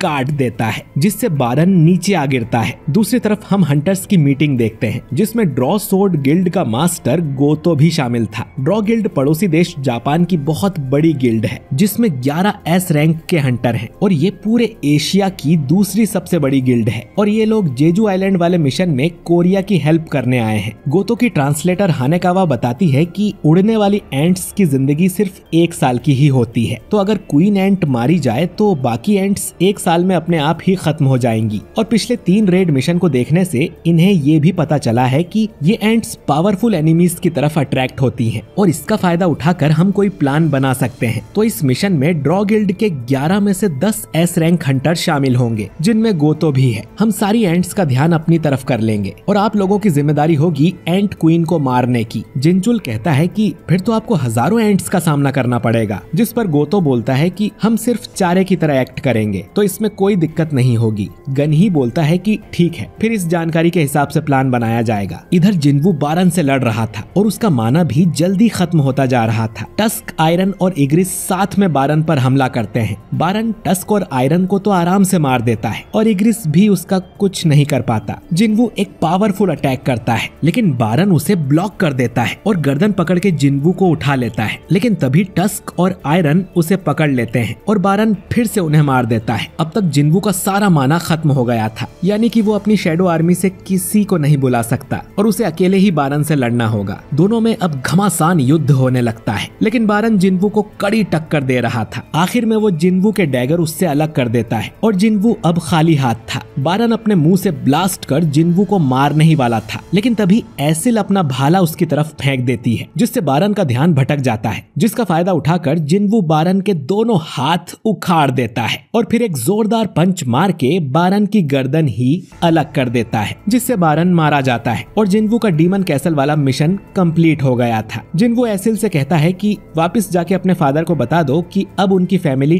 टॉप रैंक पर है और अब उसे एलिक्सर ऑफ लाइफ बनाने के लिए तीनों आइटम मिल गए थे, लेकिन इसे बनाने के लिए जिन्वू का इंटेलिजेंस लेवल हाई होना चाहिए, जबकि जिन्वू तो अब तक सिर्फ अपनी ताकत और स्पीड को ही लेवल अप कर रहा था। जिन्वू फिर भी सिस्टम से कहता है कि वो एलिक्सर ऑफ लाइफ को बनाए। कुछ देर में ही प्रोसेस पूरी हो जाती है और जिन्वू को एलिक्सर ऑफ लाइफ की पूरी 6 बॉटल्स मिल जाती हैं। एलिक्सर ऑफ लाइफ एक ऐसी दवा है जिसे पीने से हर बीमारी ठीक हो जाती है और जिन्वू इसके जरिए अपनी मदर को ठीक करना चाहता है, जो कि एटर्नल स्लम्बर नाम की बीमारी की वजह से पिछले 4 साल से हॉस्पिटल में है। तभी आयरन उस व्हाइट ड्रैगन की लाश यहाँ ले आता है, जो देख जिन्वू उसकी तारीफ करता है कि उसने तो काफी अकल वाला काम किया, क्योंकि व्हाइट ड्रैगन एक क्रीचर है, ना कि कोई डीमन। तो जिन्वू इस ड्रैगन की शैडो को एक्सट्रैक्ट कर सकता है, वो अराइज कहता है, जिससे अब ये ड्रैगन भी जिन्वू की शैडो आर्मी का हिस्सा बन जाता है। सिस्टम इसका नाम रखने को बोलता है, तो जिन्वू इसका नाम काइसेल रखता है। एसिल बोलती है कि इस पर बैठकर तो हम बहुत जल्दी वापस घर पहुंच जाएंगे और महल में जाकर वो पार्टी भी कर सकते हैं, लेकिन जिन्वू जितना हो सके उतना जल्दी यहाँ से निकलना चाहता था, ताकि जल्दी से अपनी मदर को ठीक कर सके, और एक एक फ्लोर करके वापस जाने में तो बहुत टाइम लगेगा। तभी जिन्वू देखता है कि रिवॉर्ड में उसे एक रूइन स्टोन मिला था, जिससे उसे एक नई पावर मिलती है, शैडो एक्सचेंज, यानी कि वो अपने किसी भी शैडो सोल्जर के साथ जगह बदल सकता है, चाहे वो दुनिया के किसी भी कोने में हो। जिन्वू अब एसिल से कहता है कि वो अकेली ही घर वापस चली जाए, उसके पास इतना टाइम नहीं है, किस्मत में हुआ तो वो फिर मिलेंगे। इतना कहकर जिन्वू यहाँ से गायब हो जाता है। एसिल उससे कुछ कहना चाहती थी, लेकिन जिन्वू यहाँ से जा चुका था और उसकी जगह पर एक शैडो सोल्जर आ जाता है। ये वही सोल्जर था जिसे जिन्वू अपने मोहल्ले की निगरानी करने के लिए छोड़कर आया था और जिन्वू उसकी जगह टेलीपोर्ट होकर अपने मोहल्ले में आ गया था। ये पावर फिर से यूज करने के लिए उसे 3 घंटे का इंतजार करना होगा। तो जिन्वू अपने ड्रैगन काइसेल को बुलाता है और उस पर बैठकर हॉस्पिटल की तरफ जाने लगता है। इधर गनही जेजू आइलैंड मिशन का प्लान बना रहा था। ये लोग हंटर्स की मैजिक पावर का यूज कर एंट्स को उनकी क्वीन से अलग कर देंगे। इसके बाद ये रेडियो वेव्स का इस्तेमाल करेंगे, जिससे एंट्स आपस में कम्युनिकेट ना कर सके। फिर दूसरी टीम नेस्ट में घुसकर एंट क्वीन को मार देगी। इन्हें ये नहीं पता कि रेडियो वेव्स वाला आइडिया काम करेगा भी या नहीं। अगर कुछ उल्टा हुआ तो इन्होंने वहाँ से भागने का प्लान भी बनाया है। अब इन्हें बस हंटर्स को उस आइलैंड पर भेजना है। गनही जिनचुल से पूछता है कि जिन्वू से कांटेक्ट हुआ क्या। जिनचुल कहता है कि अब तक तो नहीं। इधर हम बेक को देखते हैं, जो कि अपने पुराने दोस्त के साथ डिनर कर रहा था। इसका नाम मिनब्यूंगू है और ये एक एस रैंक हीलर है और ये दुनिया के उन हंटर्स में से एक है जो कि इतनी कम उम्र में रिटायर हो गए हैं। ब्यूंग बोलता है कि बेक सच में उस आइलैंड पर वापस जाने वाला है, जबकि उसने अपनी आंखों से वहाँ पर यूनसुक को मरते देखा था, जो कि इनका तीसरा दोस्त था। बेक कहता है कि इसीलिए मुझे जाना पड़ेगा। अगर वो एंट्स यहाँ पर आ गई तो पूरे देश का हाल भी वैसा ही होगा। ब्यूंग पूछता है कि तुम कब से देशभक्त बन गए। बेक कहता है कि जो भी रीजन हो उसे जाना तो पड़ेगा ही। ब्यूंग बोलता है कि अगर तुम मुझे भी साथ ले चलना चाहते हो तो मैं कभी नहीं जाऊंगा। बेक कहता है कि वो तो बस उसे गुड बाय बोलने आया है, क्योंकि क्या पता कि अब वो दोनों मिले या नहीं। ब्यूंग बताता है कि वो गवर्नमेंट जॉब की तैयारी कर रहा है, उसे कोई खून खराबा नहीं देखना, इसीलिए वो हंटर वाले काम से रिटायर हुआ था। वो गवर्नमेंट जॉब करके नॉर्मल जिंदगी जीना चाहता है। बेक सोचता है कि तुम सही कह रहे हो, हंटर्स ही हैं जो नॉर्मल नहीं है, लेकिन उसे आज तक ऐसा कोई हंटर नहीं मिला जिसे लड़ना पसंद नहीं हो। मॉन्स्टर से लड़ना तो इनका रूटीन बन गया है। कुछ लोगों को तो इसमें मजा भी आता है। कहीं अवेकनिंग के लिए यही कंडीशन तो जरूरी नहीं। इसके बाद दोनों थोड़ा मजाक करते हैं। इधर जिन्वू हॉस्पिटल में आ गया था। वो देखता है कि उसकी मदर की गर्दन पे जलने के निशान थे, जो कि असल में जिन्वू की वजह से ही हुआ था, लेकिन उसकी मदर ने उसे बिल्कुल भी नहीं डांटा था। जिन्वू अब सोच रहा था कि उसे ये एलिक्सर ऑफ लाइफ यूज करना चाहिए कि नहीं, पता नहीं इससे क्या होगा। लेकिन सिस्टम ने जिन्वू को कई सारे चमत्कार दिखाए हैं। वो खुद भी ई रैंक हंटर से एस रैंक हंटर बन गया है, इसीलिए जिन्वू को सिस्टम पर भरोसा है। जिन्वू अब एलिक्सर ऑफ लाइफ की बोतल निकालता है और उसकी मदर को पिला देता है। इसके बाद दवाई का असर होने लगता है और उसकी मदर ठीक होने लग जाती जाती है, बल्कि उसकी मदर की गर्दन पे जो जलने का निशान था वो भी चला जाता है। जिनवू उन्हें जागने के लिए कहने लगता है, क्योंकि उसने अभी तक जितनी भी मेहनत की है वो सिर्फ अपनी मदर को ठीक करने के लिए ही की है। दूसरी तरफ जिना का भी आज कुछ काम में मन नहीं लग रहा था और आसमान में पूरा चांद निकला हुआ था। कुछ देर में जिनवू अपनी आंखें खोलता है और देखता है कि उसकी मदर जाग गई थी। वो जिनवू को पहचान जाती हैं और पूछती हैं कि वो कितने टाइम से सो रही थी और जिना कैसी है। जिनवू बताता है कि पूरे 4 साल से, और जिना ठीक है। वो जिनवू से कहती हैं कि वो कितना बड़ा हो गया है और उसे चोट भी लगी थी, उसने जरूर बहुत मेहनत की होगी। जिनवू रोते हुए कहता है कि वो ठीक है और उसकी आंखों से आंसू निकलना बंद ही नहीं होते। अगली सुबह डॉक्टर्स को पता चलता है कि एटर्नल स्लीप वाली पेशेंट को होश आ गया है, जो सुन उन्हें यकीन नहीं हो रहा था। जिना भी यहाँ आ जाती है और अपनी मदर को ठीक देख रोते हुए उन्हें गले लगा लेती है। जिनवू सोचता है कि उसकी सारी मेहनत रंग लाई और उसे असली रिवॉर्ड अब मिला है। दूसरी तरफ गन ही एक प्रेस कॉन्फ्रेंस बुलाते हैं और सबको बताते हैं कि hunter association 4th Jeju island raid mission करने जा रहा है। इस मिशन में न सिर्फ हमारे देश के एस रैंक हंटर शामिल होंगे, बल्कि जापान से भी 10 एस रैंक हंटर आने वाले हैं। ए रैंक और उससे नीचे वाले हंटर्स भी सपोर्ट के लिए इस मिशन में हिस्सा लेंगे और इस बार हम जरूर उन एंट्स का सफाया कर देंगे। ये न्यूज देख के ब्यूंग को याद आता है कि कैसे वो और यूनसुक जेजू आइलैंड पर जाने से डर रहे थे, पर यूनसुक ने कहा था कि जो लोग लड़ नहीं सकते वो तो और भी ज्यादा डर रहे होंगे, तो इस काम को सिर्फ हम ही पूरा कर सकते हैं, वरना ये देश एंट्स का नेस्ट बन जाएगा। तभी बेक नींद में बड़बड़ाता है कि मैं उन चींटियों को अपने हाथों से कुचल दूंगा। खैर, शायद ब्यूंग का भी मिशन पर जाने का मन हो रहा था। इधर जिनवू और जिना अपनी मदर को घर ले आते हैं, जो कि पूरा बिखरा हुआ पड़ा था, क्योंकि जिनवू गया है तब से जिना ने बिल्कुल भी सफाई नहीं की। ये तीनों मिलकर अब घर की सफाई करने लगते हैं। अपने घर को पहले जैसा देख जिनवू बहुत खुश था, लेकिन उसे पता नहीं क्यों काफी अजीब लग रहा था, जैसे कि उसने कोई लाइन क्रॉस कर दी हो जो उसे नहीं करनी चाहिए थी। उसकी मदर क्यों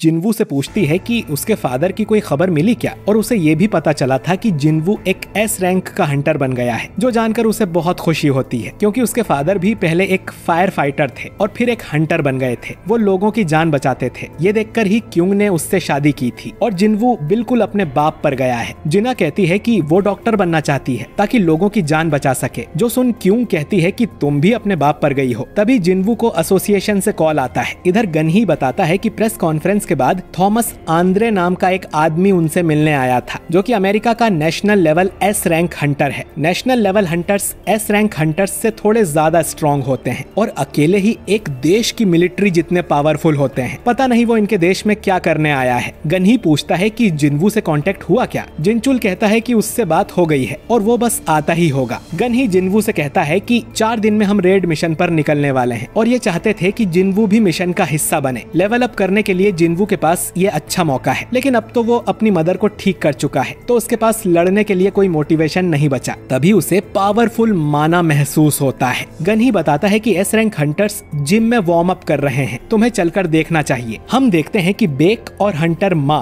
आपस में लड़ रहे थे। हंटर माँ फेम बिल्ट का एस रैंक हंटर है। गन ही बताता है कि वो माना वेव यहीं से निकली होगी। एस रैंक हंटर्स कभी कभी इकट्ठे होते हैं। जिनवू देखता है कि बेक तो हार रहा था, जिस पर चोई बताता है कि बेक अगर अपने असली रूप में आ गया तो हंटर माँ के लिए दिक्कत हो जाएगी, क्योंकि फुल पावर में बेक एक मॉन्स्टर में बदल जाता है। यहाँ पर बाकी गिल्ड्स के हंटर भी मौजूद थे, जैसे नाइट गिल्ड, और जापान के 10 हंटर्स भी यहाँ आ गए थे, जिनके साथ गिल्ड मास्टर गोतो भी था। एक लड़की पूछती है कि वो कौन है, तो हानेकावा बताती है कि वो जिनवू है, जो हाल ही में एस रैंक हंटर बना है। गोतो बोलता है कि वो जरूर एसेसिन टाइप हंटर होगा, जिस पर हानेकावा कहती है कि नहीं, वो तो जादूगर है, जो बात गोतो को हजम नहीं होती। चाहिन भी देखती है कि जिनवू यहाँ पर आया है और उसे यहाँ पर महक आने लगी थी। बेक और माँ को लड़ते देख हानेकावा कहती है कि ये लोग इस देश के एस रैंक हैं, ये तो बड़े कमजोर हैं। उसने हमेशा गोतो को लड़ते हुए देखा है, तो शायद इसीलिए हानेकावा को बाकी सब कमजोर लग रहे थे। ये बात नाइट गिल्ड का गिल्ड मास्टर सुन लेता है, जिसका नाम जोंगसू है। हानेकावा बोलती है कि ये नाम तो कभी नहीं सुना, जिस पर जोंगसू का असिस्टेंट बताता है कि ये एस रैंक नहीं, ए रैंक हंटर है, शायद इसीलिए नहीं सुना होगा, लेकिन हमारी गिल्ड भी देश के टॉप 5 में आती है। गोतो कहता है कि हम सबको आपस में एक फ्रेंडली मैच खेलना चाहिए, जिसमें सिर्फ एस रैंक हंटर्स ही भाग लेंगे। गन ही बोलता है कि ये तो अच्छा आइडिया है, लेकिन इसमें जादूगर और बाकी हंटर्स हिस्सा नहीं लेंगे, यानी सिर्फ लड़ने वाले हंटर ही भाग ले सकते हैं। बेक कहता है कि जो भी नीचे गिरा वो हार जाएगा और इस मैच में हम टीम की तरह लड़ेंगे, क्योंकि आइलैंड पर भी ऐसा ही होगा। गोतो मान जाता है। अब एक टीम में थे हंटर चाहिन, हंटर बेक, हंटर लिम और हंटर मा, और दूसरी टीम में थे जापान के हंटर्स त्वाता, कुमामोटो, होशिनो और टनाका। अब इनका मैच शुरू होता है। जिनवू इस बात से खुश था कि उसे एस रैंक हंटर्स का बैटल देखने को मिलेगा, लेकिन वो देखता है कि गोतो इस फाइट में हिस्सा नहीं ले रहा था। हंटर मा अब अपनी पावर से अपने शरीर को बड़ा कर लेता है और चारों एक एक ओपोनेंट चुनकर उनसे लड़ने लगते हैं। लिम और होशिनो की लड़ाई हो रही थी, जिसमें लिम दूर रहने की कोशिश करता है क्योंकि उसके अटैक्स लॉन्ग रेंज होते हैं। ये arena top tier magic gems से बनाया गया है। कोई मामूली हंटर तो इसे खरोच भी नहीं पहुंचा सकता। फिर भी ये लोग इसमें तबाही मचा रहे थे। इधर बेक भी अपनी पूरी ताकत से लड़ रहा था, लेकिन कुमामोटो उससे लड़ने की बजाय भाग जाता है। कुमामोटो असल में नर्वस हो गया था। बेक समझ जाता है कि गोतो अपने हंटर्स को टेस्ट करना चाहता था कि वो इस मिशन के लिए रेडी हैं या नहीं। ये सोचकर बेक अपने बीस्ट वाले रूप में आ जाता है और हमला कर देता है। ए रैंक वाले हंटर सोच रहे थे कि ये लोग तो जानवर की तरह लड़ रहे हैं, हम तो इनके सामने बिल्कुल नहीं टिक पाते। तभी टनाका हंटर मा को हरा देता है और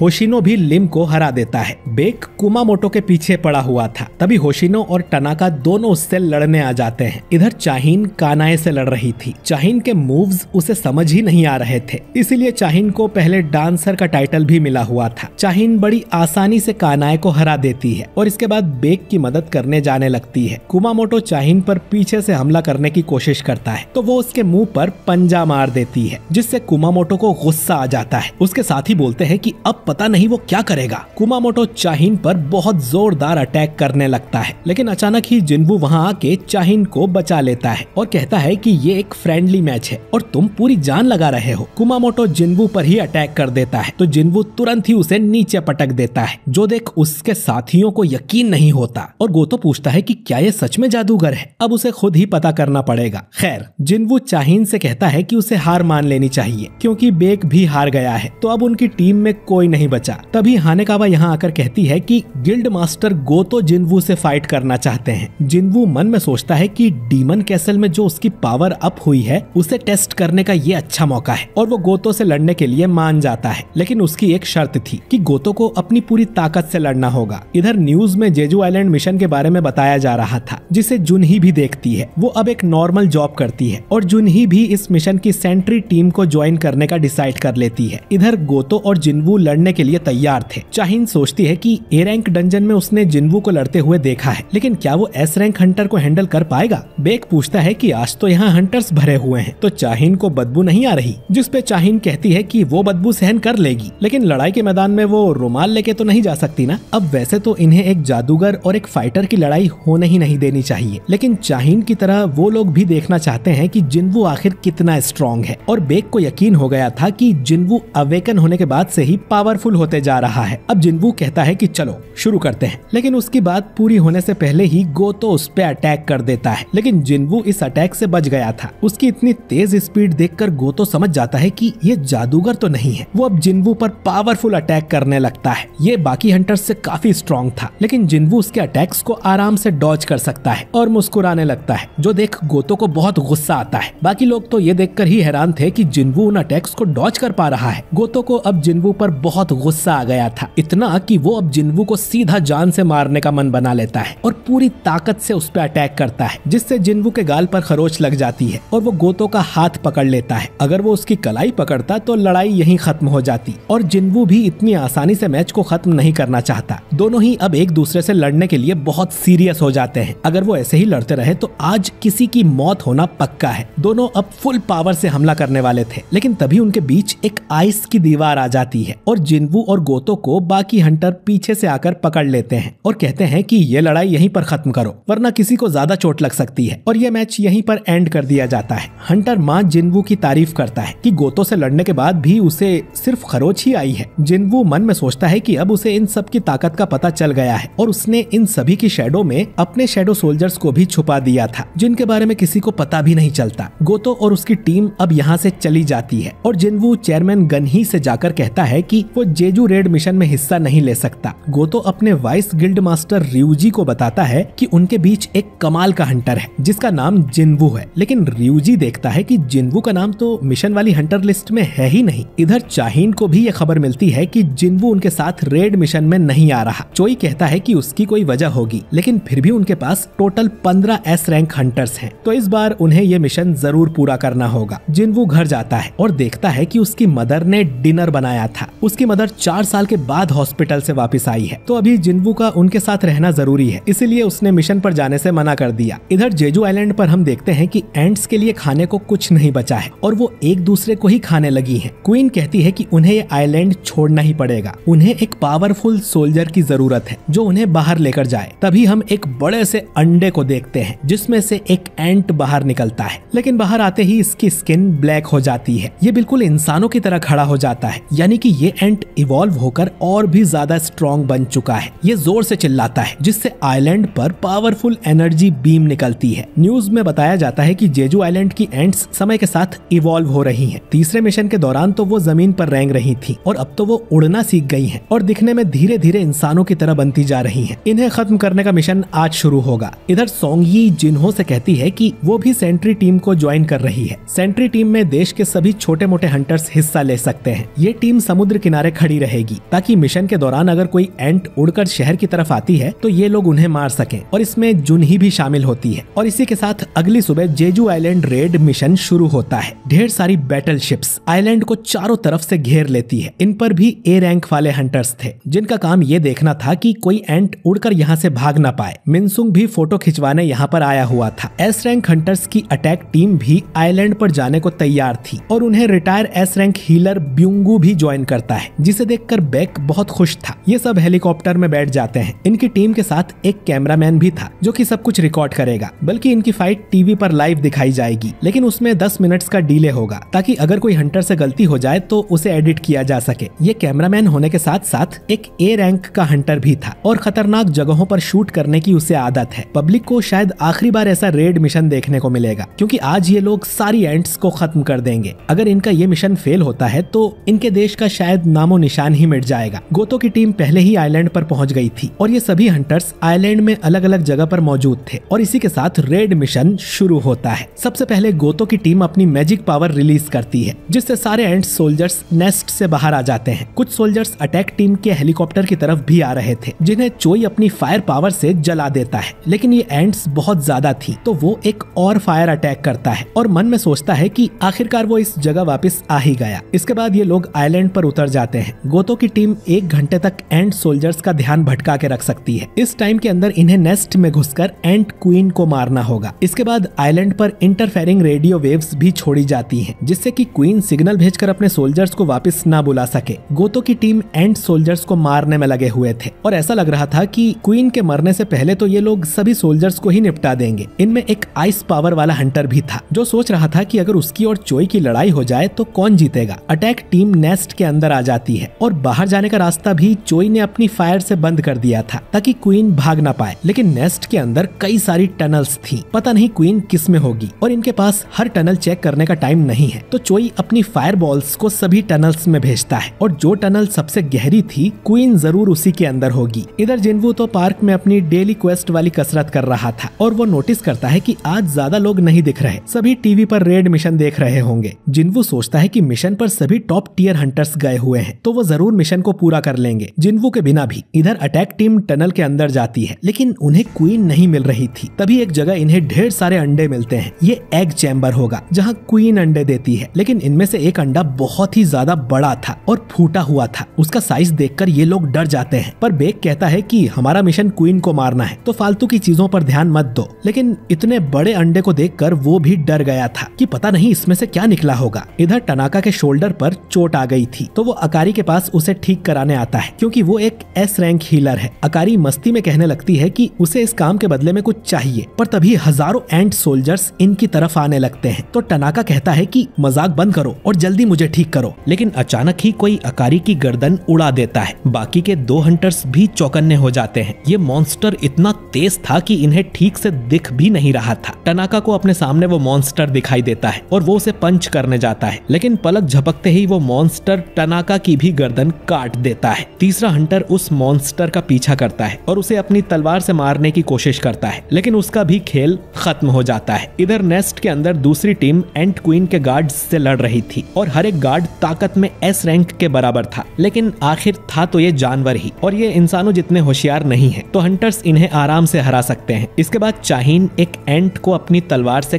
काट देती है और कहती है कि ये गार्ड्स काफी मजबूत हैं, लेकिन ये तादाद में काफी कम थे। ब्यूंगू कहता है कि ज्यादा भी हो तो डरने की जरूरत नहीं है, मैं पीछे से सबको सपोर्ट करूंगा। बेक कहता है कि लगा नहीं था कि लड़ाई से डरने वाला ऐसा बोलेगा। ब्यूंगू कहता है कि मजाक मत करो, और वो एक एंट का सिर फोड़ देता है, क्योंकि सिर कटने के बाद भी ये मॉन्स्टर कुछ टाइम के लिए जिंदा रह सकते हैं, तो इन्हें इनके पैर भी काट देने चाहिए ताकि ये कहीं भाग न सकें। ये गुफा में जितना अंदर जा रहे थे, इन्हें उतने ही ताकतवर एंट्स मिल रहे थे, लेकिन अभी तक ऐसा कोई एंट नहीं मिला जो इंसानों की तरह दो पैरों पे खड़ा होता हो। शायद वो रॉयल गार्ड्स होंगे जो क्वीन के पास ही मिलेंगे। ये चोई से पूछते हैं कि हम सही दिशा में ही जा रहे हैं ना? चोई कहता है कि हाँ शायद। चाहीन कहती है कि उसे गुफा के अंदर से एक पावरफुल मॉन्स्टर की स्मेल आ रही है। इसके बाद बेक अपनी बीस्ट एबिलिटी से गुफा के अंदर देखता है। उसे कई सारे एग चैम्बर मिलते हैं, लेकिन आखिर में उसे क्वीन वाला चैम्बर भी मिल जाता है। वो बताता है कि क्वीन गुफा में सबसे अंदर है, लेकिन कई सारे गार्ड्स उसे प्रोटेक्ट कर रहे हैं जो कि एस रैंक के रॉयल गार्ड्स होंगे, और क्वीन भी पता नहीं कितनी स्ट्रांग होगी, लेकिन ये लोग मिलकर जरूर उसे हरा सकते हैं। और ये लोग अंदर जाने लगते हैं। इधर इजावा और के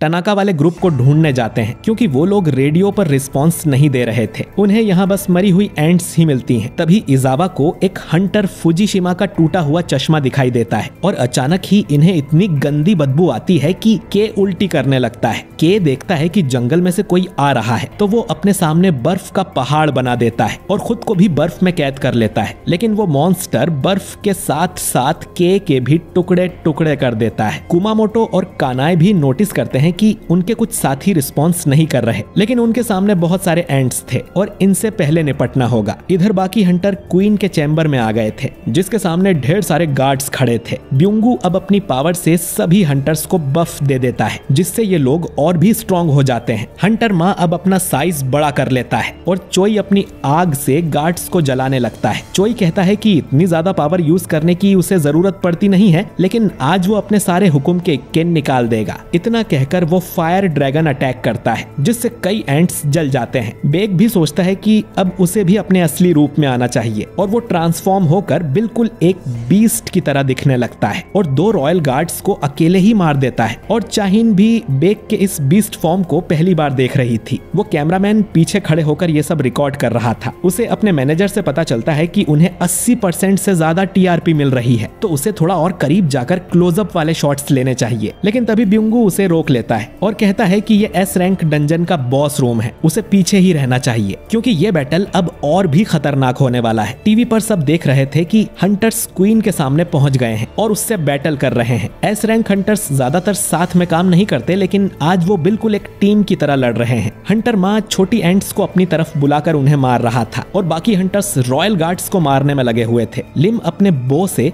हजारों मैजिकल एरोज फायर करता है और कई सारी वर्कर एंट्स को मार देता है। बेक अपने पंजों से लड़ रहा था, चोई अपनी फायर से सबको जला रहा था, और चाहीन अपनी तलवार से सबको काटती जा रही थी। जिन्वू की सिस्टर और मदर भी ये रेड देख रही थी। सबकी नजर आज इस रेड पर ही थी। ये लोग सारे गार्ड्स को मार देते हैं और अब सिर्फ एंट क्वीन ही जिंदा बची थी। हंटर माँ एक टैंक की तरह उसका ध्यान अपनी ओर खींचता है और बाकी सब डुअलिस्ट उस पर अटैक कर देते हैं। लिम उस पर मैजिक एरोस चलाता है। बेक अपने पंजों से उस पर हमला करता है, लेकिन क्वीन पर कोई असर नहीं होता और वो इन लोगों पर जहर की उल्टी कर देती है। लेकिन क्योंकि इनके पास हीलर है, तो वो तुरंत ही इन्हें ठीक कर देता है। जब तक ब्यूंगू जिंदा है, इन लोगों को कुछ नहीं हो सकता। क्वीन अब ब्यूंगू को ही मारने जाती है, लेकिन माँ अपनी शील्ड से उसे रोक लेता है, क्योंकि वो अपने हीलर को मरने नहीं दे सकता। चोई अब क्वीन पर फायर अटैक करता है, जिससे बड़ा धमाका होता है, पर उससे भी क्वीन को कुछ नहीं होता। तभी क्वीन चिल्लाने लगती है और बेक सोचता है कि ये दर्द से चिल्ला रही है या किसी को बुला रही है। वो भागने की कोशिश करती है, तो हंटर माँ और बेक उसे पकड़ लेते हैं, जिसके बाद चाहीन क्वीन की तरफ आती है। ब्यूंगू ने उसे डैमेज बफ भी दे दिया था, तो वो जल्दी से क्वीन के सारे पैर काट देती है और फिर ऊपर जाकर अपनी गोल्डन सोर्ड से क्वीन की गर्दन काट देती है। और आखिरकार इन लोगों ने क्वीन को मार दिया था। टीवी पर देख रहे लोग खुशी मनाने लगते हैं कि आखिरकार एंट क्वीन मारी गई। चेयरमैन गनही भी ये खबर सुनकर खुश होते हैं कि उनका मिशन पूरा हुआ। इधर हंटर बात करते हैं कि क्वीन मारी गई है, तो बाकी एंट्स 1 साल के अंदर अपने आप ही खत्म हो जाएंगी, क्योंकि अंडे देने वाला अब कोई नहीं है और इस आइलैंड पर फिर से इंसान रह पाएंगे। बेक अब भी सोच रहा था कि क्वीन की वो चीख किसके लिए थी। ब्यूंगू उससे कहता है कि हमने क्वीन को मार दिया और अपने दोस्त यूनसुक का बदला ले लिया। ये सभी काफी खुश हो जाते हैं, लेकिन बाहर जहाज पर रेजी देखता है कि सभी एंट्स वापस नेस्ट की तरफ तरफ जा रही थी और उनकी इंटरफेरेंस वेव्स का असर नहीं हो रहा था। इधर चोई को महसूस होता है कि जो फायर वाला गेट उसने लगाया था वो तोड़ दिया गया है और एंट्स अंदर आ रही हैं। ये लोग सोचने लगते हैं कि उन्हें तो गोतो की टीम संभाल रही थी, कहीं क्वीन ने चिल्लाकर तो इन्हें नहीं बुलाया। लेकिन अगर ऐसा है भी तो मामूली एंट्स चोई के बनाए फायर गेट्स को नहीं तोड़ सकती। बेक को महसूस होता है कि कोई उनकी तरफ आ रहा है और अचानक ही इन सब को बहुत पावरफुल ऑरा महसूस होता है। तभी इनके सामने वो एंट आके खड़ा हो जाता है जो कि सबसे बड़े अंडे में से निकला था और यही अब तक बाहर के हंटर्स को मार रहा था। इसे हम एंट किंग कहकर बुलाएंगे। ये दिखने में सबसे अलग था और 2 पैरों पर खड़ा था। ये अपना माना रिलीज करता है जिससे चाहीन तो अपने घुटनों पर ही बैठ जाती है और समझ जाती है कि ये कोई मामूली एंट नहीं है और इसकी स्मेल बहुत ही स्ट्रॉन्ग थी। हंटर माँ उससे लड़ने के लिए एक कदम ही आगे बढ़ाता है और उसे ऐसा लगता है जैसे वो मर गया हो। किंग इनके पास से निकलकर क्वीन के पास जाता है और उसके सिर को खाकर चिल्लाने लगता है। क्वीन को मरा देख उसे गुस्सा आ गया था। वो पलक झपकते ही चाहीन के पीछे जाता है और एक हाथ मारकर उसे बहुत दूर फेंक देता है जिससे वो अधमरी हो जाती है। इसके बाद वो हंटर माँ के पीछे जाता है। माँ तुरंत ही अपने शरीर को बहुत बड़ा कर लेता है लेकिन एंट किंग एक पंच में ही उसकी शील्ड और उसके एक हाथ को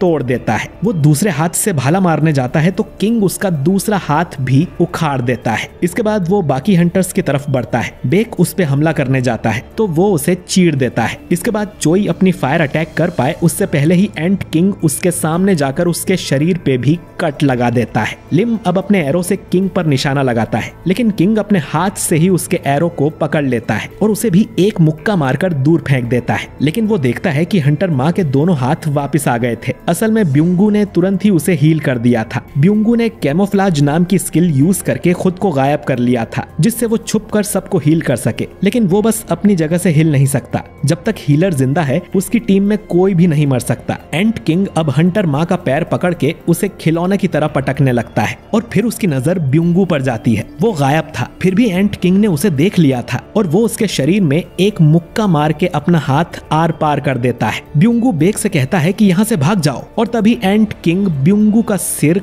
खा जाता है और बेक के सामने ही उसके दूसरे दोस्त की भी मौत हो जाती है। बेक गुस्से में उस पे हमला करता है तो किंग उसकी गर्दन पकड़ लेता है जिससे बेक वापस अपने नॉर्मल फॉर्म में आ जाता है। किंग अपना मुंह खोलकर ब्यूंगू की लाइन दोहराता है कि बेक यहाँ से भाग जाओ। असल में उसने ब्यूंगू का सिर खा लिया था जिससे उसके अंदर ब्यूंगू की सारी नॉलेज आ गई थी कि इंसान क्या है और युद्ध में किंग को हराने से ही युद्ध जीता जाता है। और अब ये किंग बोल भी सकता है। ये कहता है कि हमारी एंट क्वीन मर चुकी है लेकिन तुम सब लोग बहुत ही कमजोर हो, तुम्हें मार के मजा नहीं आएगा, तो बताओ कि तुम्हारा किंग कहाँ पर है। तभी वो सेंस करता है कि नेस्ट के बाहर कोई पावरफुल इंसान है, शायद वो ही किंग होगा। ये सोचकर एंट किंग यहाँ से चला जाता है। बेक सोचता है कि बाहर तो सबसे पावरफुल गोतो है, क्या ये उसी के पास जा रहा है? लेकिन सोचने का टाइम नहीं है, हमें यहाँ से भागना होगा। तभी हजारों छोटी एंट्स यहाँ पर आ जाती हैं। इधर गोतो अपने साथियों को ढूंढ रहा था क्योंकि उनके चार्ली और डेल्टा दोनों ग्रुप्स रिस्पॉन्स नहीं कर रहे थे। तभी गोतो उस जगह पहुंच जाता है जहां किंग ने के को मारा था। इसके बाद गोतो अपने चेयरमैन को कॉल करता है और कहता है कि हमारे कुछ हंटर्स मारे गए हैं। चेयरमैन बोलता है कि तुमने तो उन्हें कहा था ना कि कमजोर एंट्स पर ही हमला करना और ज्यादा रिस्क मत लेना। गोतो कहता है कि ये हंटर्स कमजोर थे तो इनके मरने से हमें कोई फर्क नहीं पड़ता। चेयरमैन पूछता है कि कोरियन टीम नेस्ट के अंदर है क्या? गोतो बोलता है कि हाँ, लेकिन अब बाहर की सारी एंट्स उड़कर नेस्ट में ही जा रही हैं। चेयरमैन पूछता है कि तुम्हें क्या लगता है अब उन हंटर्स के जिंदा बचने के कितने चांसेस होंगे? गोतो कहता है कि उनकी ताकत देखने के बाद मैं कह सकता हूँ कि 0%। चेयरमैन अब कहता है कि हमने तो कोरियन हंटर्स की मदद करने की पूरी कोशिश की थी लेकिन वो सब जेजू मिशन में मारे गए जिससे हमारे जापानीज हंटर्स को वहां से भागना पड़ा। असल में इनका प्लान ही ये था कि कोरियन हंटर्स को यहाँ मरने के लिए छोड़ दिया जाए जिससे कोरिया देश कमजोर हो जाएगा और बाद में ये लोग क्वीन को मारकर अपने देश को बड़ा बता सकेंगे क्योंकि एस रैंक का डंजन क्लियर करना बहुत बड़ी बात होती है। तो चेयरमैन इन सबको तुरंत वहां से निकलने का ऑर्डर देता है। तभी एंट किंग पीछे से इन पर हमला करता है जिससे गोतो तो बच जाता है लेकिन इशिदा मारी जाती है। गोतो होशिनो को तुरंत यहाँ से चले जाने को कहता है वरना वो उसकी लड़ाई के बीच में ही आएगा। होशिनो अब यहाँ से भाग जाता है और गोतो के सामने एंट किंग खड़ा था। वो पूछता है कि क्या तुम राजा हो? जो सुन गोतो चौंक जाता है कि ये एंट तो बात भी कर सकता है और बोलता है कि हाँ, मैं राजा हूँ। ये सुन एंट किंग खतरनाक मैजिक पावर रिलीज करता है। गोतो सोचता है कि ये पावर तो उसने पहले भी महसूस की थी जब वो जिन्वू से लड़ा था,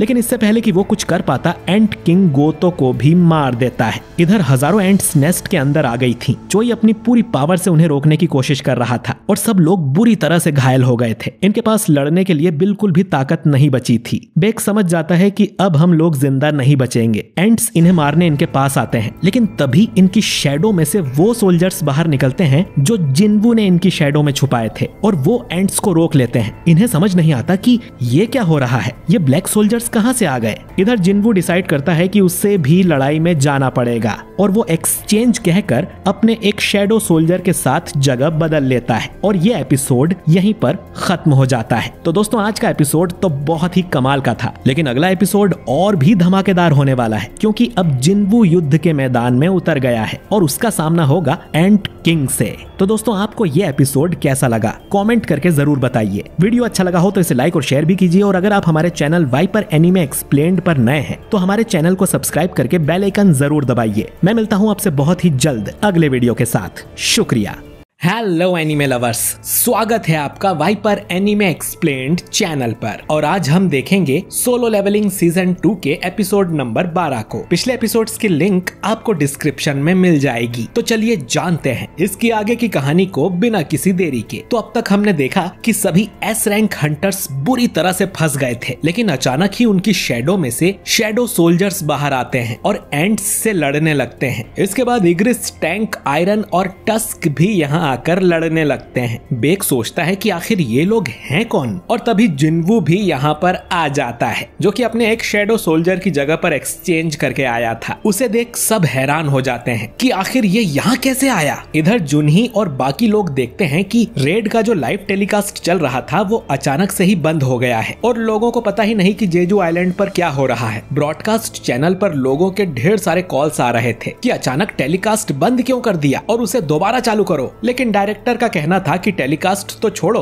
उनका अपने कैमरामैन से कांटेक्ट भी नहीं हो पा रहा है, कहीं ऐसा ना हो कि सारे एस रैंक हंटर मारे गए हों। इधर हम देखते हैं कि उस कैमरामैन का कैमरा खराब हो गया था और उसमें सिग्नल नहीं आ रहे थे। जिन्वू अब आयरन को माना रिलीज करने को कहता है जिससे सारी एंट्स उसकी तरफ आने लगती हैं और फिर इग्रिस और बाकी शैडो सोल्जर्स एंट्स पर हमला कर उन्हें मारना शुरू कर देते हैं। टस्क अपने जादू से बाकी हंटर्स को प्रोटेक्ट कर रहा था और हंटर तो बहुत कंफ्यूज थे कि आखिर यहाँ चल क्या रहा है और जिन्वू यहाँ कैसे आ गया। जिन्वू कहता है कि वो बाद में एक्सप्लेन करेगा, पहले उनकी इंजरी ठीक करना जरूरी है। जिन्वू अपनी इन्वेंट्री में से कुछ हीलिंग पोशन निकालता है और इन सब को पिला देता है जिससे ये सभी हंटर्स बिल्कुल ठीक हो जाते हैं। इसके बाद वो चाहीन को भी एक पोशन पिलाता है, लेकिन उस पर कोई असर नहीं हो रहा था। असल में चाहीन को इतनी सीरियस इंजरी हो गई थी कि जिन्वू उसे ठीक नहीं कर सकता और उन्हें जल्दी चाहीन को यहाँ से ले जाना होगा। लेकिन थोड़ी थोड़ी देर में हजारों एंट्स अंदर आती जा रही थी। इधर गन ही परेशान हो रहा था क्योंकि उसका आइलैंड पर किसी हंटर से कोई भी कांटेक्ट नहीं हो पा रहा था और जब से वो ब्लैक एंट सामने आया था तब से ही इनका लाइव टेलीकास्ट भी रुक गया है। गन ही खुद को कोसता है कि अगर वो इतना बुढ़ा ना होता तो वो भी उनके साथ लड़ने जा पाता और प्रे करता है कि उसके सारे हंटर्स सही सलामत हों। इधर जिना गुस्सा कर रही थी कि अब तो उनका टीवी ही पूरा बंद हो गया है और वो अपने रूम में चली जाती है। इधर रेइजी अपने जापानी चेयरमैन को बताता है कि गोतो का सिग्नल अचानक ही कट हो गया था, यानी कि जरूर उस ब्लैक एंट से लड़ाई में गोतो की डेथ हो गई है और हंटर्स का भी कोई अता पता नहीं है। जो सुन चेयरमैन को यकीन नहीं होता कि गोतो जितना पावरफुल एस रैंक हंटर मारा गया। इधर इग्रिस और आयरन तो बड़े अच्छे से लड़ रहे थे, लेकिन जो मामूली शैडो सोल्जर्स हैं उन्हें थोड़ी दिक्कत हो रही थी। जिन्वू अब जो एंट्स मारी गई हैं उन्हें भी अपनी शैडो आर्मी में शामिल करना चाहता है, लेकिन उसकी ये पावर फिर सबको पता चल जाएगी जो वो नहीं चाहता। जिन्वू अब बाकी हंटर्स से कहता है कि यहाँ बहुत खतरा है और आपको यहाँ से चले जाना चाहिए। टस्क आपके लिए रास्ता साफ करता रहेगा तो आप लोग उसके पीछे ही रहना। जिन्वू इनसे ये भी कहता है कि अब आप जो देखोगे उसके बारे में किसी को मत बताना। जिन्वू अब मरी हुई एंट्स के पास जाता है और वो अराइस कहकर उन्हें भी शैडो सोल्जर बनाने वाला था, लेकिन अचानक ही इन्हें खतरनाक ऑरा महसूस होता है और वो एंट किंग वापस लौट आया था। उसे देख बेक कहता है कि ये एंट वापस आ गया, इसका मतलब है कि इसने गोतो को मार दिया होगा। एंट किंग कहता है कि बाहर मुझे कोई राजा नहीं मिला,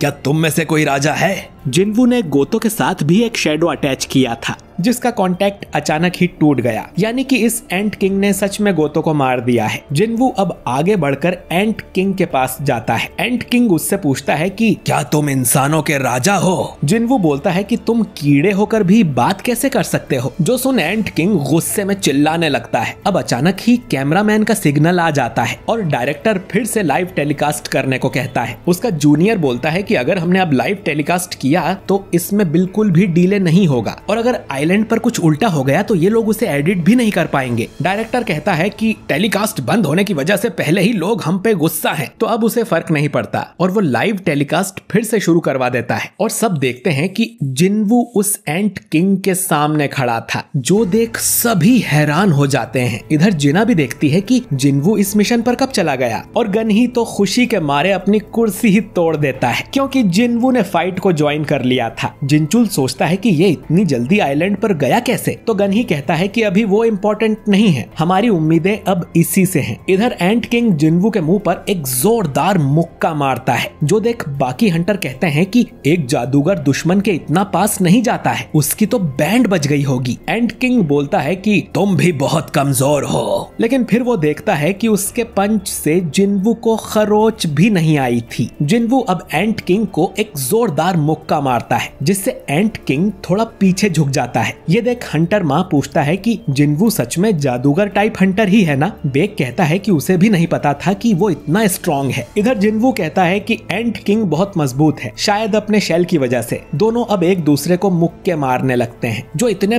पावरफुल थे कि कैमरामैन को यहाँ खड़ा होना भी मुश्किल हो रहा था। इधर जिनवू एंट किंग पर भारी पड़ रहा था और अपने आखिरी पंच में वो एंट किंग को बहुत पीछे धकेल देता है। एंट किंग सोचता है कि आखिर ये इंसान है कौन? वो फिर से जिनवू पर अटैक करने जाता है और जिनवू फिर से उसके मुंह पर एक जोरदार पंच मारता है। एंट किंग अपनी जीभ निकालकर उससे जिनवू के गाल पर काट लेता है, जिससे जिनवू के अंदर जहर फैलने लगता है। एंट किंग कहता है कि जहर उसने अपनी मैजिक पावर से बनाया है और अब जिनवू बिल्कुल भी हिल नहीं सकता है। जिनवू का पूरा शरीर अब पैरालाइज हो जाएगा। तुम्हारा खेल खत्म हुआ इंसान। इतना कहकर एंट किंग जिनवू को जान से मारने लगता है। जापानी चेयरमैन को पता चलता है कि उसके 10 में से 7 हंटर्स मारे जा चुके हैं। जो सुन वो बहुत गुस्सा होता है कि ये हंटर कितने यूजलेस हैं। रेइजी उसे बताता है कि जिस एंट ने गोतो को मारा था वो वापस डंजन के अंदर चला गया है। चेयरमैन सोचता है कि डंजन में तो कोरियन हंटर्स हैं, अगर गोतो इस एंट को नहीं मार पाया तो वो लोग तो इसका क्या ही उखाड़ लेंगे। वो लोग अपने बाकी हंटर्स को तुरंत वहां से निकलने का ऑर्डर देते हैं ताकि वो दूसरी टीम के साथ मिलकर फिर से अटैक कर सकें। ये सुन होशिनो कहता है कि वो मॉन्स्टर बहुत ही पावरफुल है, हम उसे नहीं हरा सकते, हमें यह मिशन छोड़कर भाग जाना चाहिए वरना हम भी मारे जाएंगे। इधर एंट किंग जिनवू को मारने वाला था, लेकिन जिनवू उसका एक हाथ पकड़कर उसी के पेट में मुक्का मार देता है, जिससे एंट किंग बहुत दूर जाकर गिरता है। चोई कहता है कि उस पे जहर का असर नहीं हुआ क्या, और बेक हंसते हुए कहता है कि अब तो मुझे किसी चीज से हैरानी नहीं होती, जिनवू के सिस्टम ने अपने आप ही उसका जहर निकाल दिया था। जिनवू सोचता है कि वो इस एंट के इमोशन महसूस कर सकता है, लेकिन टाइम के साथ साथ चाहीन की हालत और भी खराब होती जा रही थी, तो उसे यह लड़ाई जल्दी खत्म करनी होगी। वो अब एंट किंग पे हमला करने जाता है, तो एंट किंग वहां से हट जाता है। अपने पंखों के जरिए अब वो उड़ने लगा था। एंट किंग कहता है कि इस आदमी पर जहर का असर नहीं होता और ये ताकत में भी मुझसे ज्यादा स्ट्रॉन्ग है, तो उसे अब अपनी स्पीड के भरोसे ही लड़ना होगा। इतना कहकर एंट किंग ट्रांसफॉर्म हो जाता है और अपने शरीर को पतला कर लेता है और अपने पंजों को और भी नुकीला। जिनवू अब डीमन किंग बारन के दोनों डैगर्स बाहर निकालता है और दोनों लड़ने लगते हैं। एंट किंग अपनी आइस पावर भी यूज करता है, जो उसे उस आइस वाले हंटर को मारने से मिली होगी, लेकिन जिनवू उसे रुई की तरह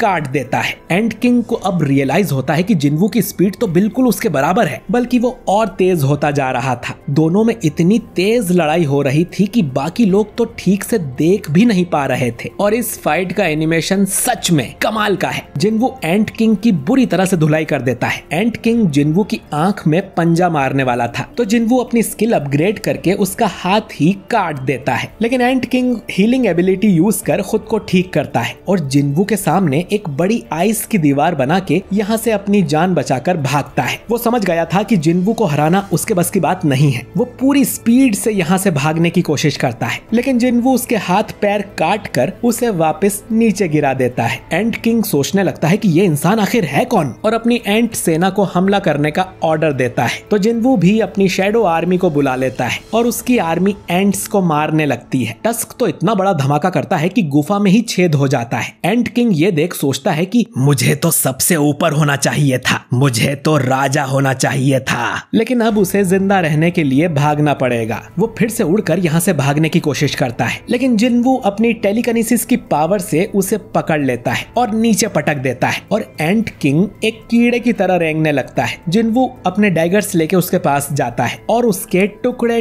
टुकड़े करके एंट किंग को मार देता है। एंट किंग के मरने के बाद बाकी एंट्स अपने आप ही यहाँ से जाने लगती हैं। जिन्वू अब भागकर चाहिन के पास जाता है, जिसका ऑरा ऑलमोस्ट खत्म ही हो गया था। चोई कहता है कि उनका हेलीकॉप्टर बाहर ही खड़ा है, उन्हें चलना चाहिए, लेकिन जिन्वू कहता है कि उतनी देर तक चाहिन जिंदा नहीं बचेगी। जिन्वू अब एक एलिक्सर ऑफ लाइफ की बोतल निकालता है, जिससे उसने अपनी मदर को ठीक किया था। जिन्वू वो बोतल चाहिन को पिला देता है, लेकिन उससे भी कोई असर नहीं होता, क्योंकि चाहिन की हालत बहुत खराब हो चुकी थी। जिन्वू को अब समझ नहीं आता कि वो अब करे क्या। बाहर जाने का उनके पास टाइम नहीं है। शैडो एक्सचेंज भी वो 3 घंटे में एक बार ही कर सकता है, और उसे ये नहीं पता कि शैडो एक्सचेंज करके वो चाहिन को अपने साथ टेलीपोर्ट कर पाएगा भी या नहीं। वो सोचने लगता है कि चाहिन को बचाने का कोई तो तरीका होगा। तभी जिन्वू को एक आइडिया आता है और वो कैमरामैन से कहता है कि रिकॉर्ड करना बंद करो, वरना मैं कैमरा तोड़ दूंगा। कैमरामैन उसकी बात मान जाता है। इसके बाद टस्क ब्यूंगू की लाश इनके सामने लाके रख देता है। बेक पूछता है कि वो क्या करने की सोच रहा है, पर जिन्वू कहता है कि बातें करने के लिए उनके पास टाइम नहीं है। वो ब्यूंगू की लाश के पास जाकर अराइज बोलता है, जिससे ब्यूंगू की शैडो एक्सट्रैक्ट हो जाती है और वो भी जिन्वू की आर्मी का एक सोल्जर बन जाता है। इधर गोतो की टीम से जो हंटर्स जिंदा बच गए थे, उन्हें उनका चेयरमैन वापस आइलैंड पर जाने को बोलता है। होशिनो कहता है कि तुम हमें वापस उस जगह भेजना चाहते हो जहाँ पर वो मॉन्स्टर है। अगर तुमने उसे अपनी आंखों से देखा होता तो ऐसा कभी नहीं कहते। उसने गोतो को भी बहुत आसानी से मार दिया था। अब रेइजी बताता है कि वो एंट किंग मर चुका है, किसी कोरियन हंटर ने उसे मार गिराया। इधर बाकी सब हंटर्स जिन्वू की ये स्किल देखकर हैरान थे कि ये मरे हुए लोगों की शैडो निकालकर उनकी पावर यूज कर सकता है। ब्यूंगू यानी कि उसकी शैडो अब चाहिन की तरफ जाने लगती है। जिन्वू कहता है कि उसने एक आवाज सुनी थी। ये आवाज ब्यूंगू की थी, जो उसकी पावर यूज करने को कह रहा था। अब ब्यूंगू क्योंकि एस रैंक का हीलर था, तो वो चाहिन को बड़ी ही आसानी से हील कर देता है। जिन्वू बोलता है कि ब्यूंगू असल जिंदगी में जरूर बहुत अच्छा इंसान रहा होगा, क्योंकि जिन्वू ने तो उसे कोई ऑर्डर भी नहीं दिया था और वो अपने आप ही चाहिन को जाके हील करने लगा और चाहिन बिल्कुल ठीक हो जाती है। कैमरामैन समझ गया था कि जिन्वू ने कैमरा बंद करने को क्यों बोला, क्योंकि वो उसकी ये शैडो वाली पावर किसी को नहीं बताना चाहता। चोई सोचता है कि हर बैटल के साथ लेवल अप करना कितनी खतरनाक पावर है। अब बेक जिन्वू से कहता है कि ब्यूंगू की पावर फ्यूचर में जाकर उसे बहुत काम आएगी, लेकिन ब्यूंगू को लड़ाई से हमेशा नफरत होती थी, तो वो नहीं चाहता कि जिन्वू उसकी शैडो का इस्तेमाल करे। जिन्वू कहता है कि उसे रेड गेट वाले दिन की याद आ गई, जब बेक ने ऐसे ही उसके कंधे पर हाथ रखा था। लेकिन इस बार बेक ऑर्डर नहीं दे रहा, बल्कि एक रिक्वेस्ट कर रहा है, और जिन्वू वैसे भी ब्यूंगू को अपनी शैडो आर्मी में नहीं रखने वाला था। जिन्वू अब ब्यूंगू के पास जाकर उसकी शैडो रिलीज कर देता है, जिससे उसकी शैडो खत्म होने लगती है। ब्यूंगू बेक की तरफ देखकर मुस्कुराता है और हमेशा के लिए चला जाता है। इधर जापानी चेयरमैन सोच रहा था कि ये जिन्वू उस आइलैंड पर कैसे पहुंच गया, ये तो रेड का हिस्सा नहीं था ना। रेइजी कहता है कि पता नहीं, लेकिन पावर रीडिंग्स की माने तो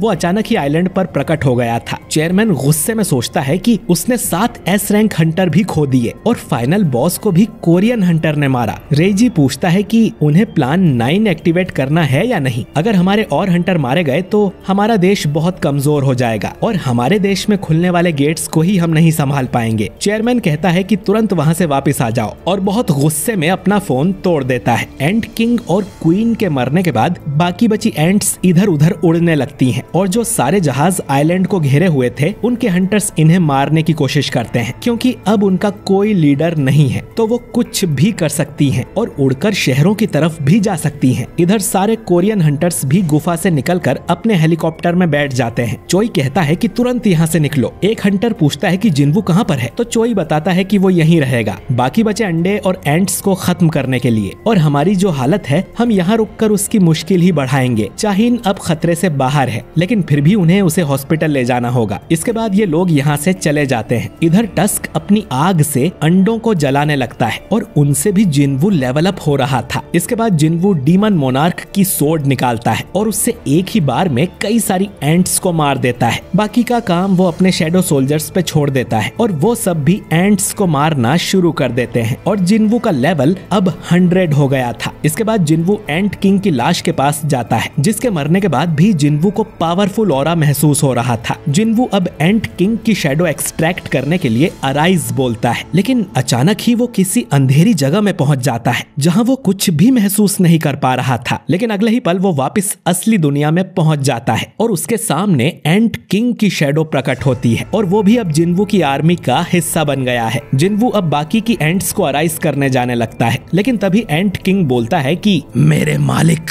जो सुन जिन्वू चौंक जाता है क्योंकि आज तक उसका कोई भी शैडो सोल्जर बात नहीं कर सकता है, तो ये कैसे बोल पा रहा है। एंट किंग अपने घुटनों पर बैठ जिन्वू से कहता है कि मुझे कोई नाम दीजिए मेरे मालिक। जिन्वू देखता है कि इसकी रैंक जनरल थी। ये रैंक भी वो पहली बार देख रहा था। शायद इस नई रैंक की वजह से ही ये बात कर पा रहा है। जिन्वू बोलता है कि मैंने ही तुम्हें मारा था, फिर भी तुम मेरे आदेश मानोगे। एंट किंग कहता है कि मैं मरा नहीं हूँ, बल्कि आपके हाथों से मेरा पुनर्जन्म हुआ है, जिससे मुझे बहुत खुशी हुई है और मैं हमेशा हमेशा के लिए आपकी सेवा करना चाहता हूँ, तो मुझे कोई नाम दीजिए। जिन्वू कहता है कि अब से तुम्हारा नाम होगा कटप्पा, मेरा मतलब है बेरू। इसके बाद जिन्वू बाकी एंट्स को भी अपना शैडो सोल्जर बना लेता है। इधर कई सारी एंट्स उड़कर शहर के पास आ गई थी और यहाँ भी इन्हें रोकने कुछ छोटे मोटे हंटर्स खड़े थे। मिनसुंग तो डर के मारे बाथरूम में जाकर छुप जाता है और बाकी हंटर अपनी जान की बाजी लगाकर इन एंट्स से लड़ने लगते हैं। जिन्वू देखता है कि ये एंट्स तो बहुत सारी हैं। बेरू बोलता है कि ये 4000 हैं और बिना लीडर के ये चारों तरफ फैल गई हैं। जिन्वू अब बेरू से कहता है कि क्या तुम इन्हें मार सकते हो। बेरू बोलता है कि बिल्कुल मेरे मालिक, आपको बस आदेश देना है। इसके बाद बेरू उड़कर जाता है और एंट्स को मारने लगता है। इधर मिस्टर किम पर एक एंट हमला करने वाली थी, लेकिन तभी बेरू उसके टुकड़े कर देता है। इन्हें तो पता भी नहीं चलता कि वो क्या था जो सारी एंट्स के टुकड़े करते हुए यहाँ से चला गया, लेकिन उसने हमें बचा लिया और जुन ही समझ जाती है कि इसके पीछे जरूर जिन्वू होगा। इधर हंटर्स के हेलीकॉप्टर को भी एंट्स ने घेर लिया था। इनका जादूगर किसी तरह हेलीकॉप्टर को शील्ड किए हुए था और बाकी हंटर्स कुछ नहीं कर सकते थे। सारी एंट्स शील्ड को तोड़कर इनके हेलीकॉप्टर की तरफ आने लगती है, लेकिन तभी उन्हें एक जोरदार बिजली का झटका लगता है और वो सब मारी जाती हैं। ये काम जिन्वू ने किया था, जो कि कायसेल पर उड़ रहा था और उसके हाथ में बारन की तलवार थी। इसी के साथ जेजू आइलैंड मिशन खत्म होता है। सारे एस रैंक हंटर सुरक्षित वापस आ गए थे और बाकी हंटर्स ने एंट्स को शहर में घुसने ही नहीं दिया था। चाहिन, जो कि पूरे टाइम बेहोश थी, उसे हॉस्पिटल ले जाया गया और जंग में कुछ जाने भी गई, लेकिन आखिरकार जेजू आइलैंड के खतरे को इन्होंने हमेशा के लिए खत्म कर दिया है और इस 4th Jeju island raid mission में हमारी जीत हुई। 2 दिन बाद हम चाइना की बॉर्डर को देखते हैं, जिनकी तरफ कुछ एंट्स उड़कर जा रही थी, लेकिन इनके पास भी एक नेशनल लेवल हंटर है जिसका नाम है लिu Zhigang।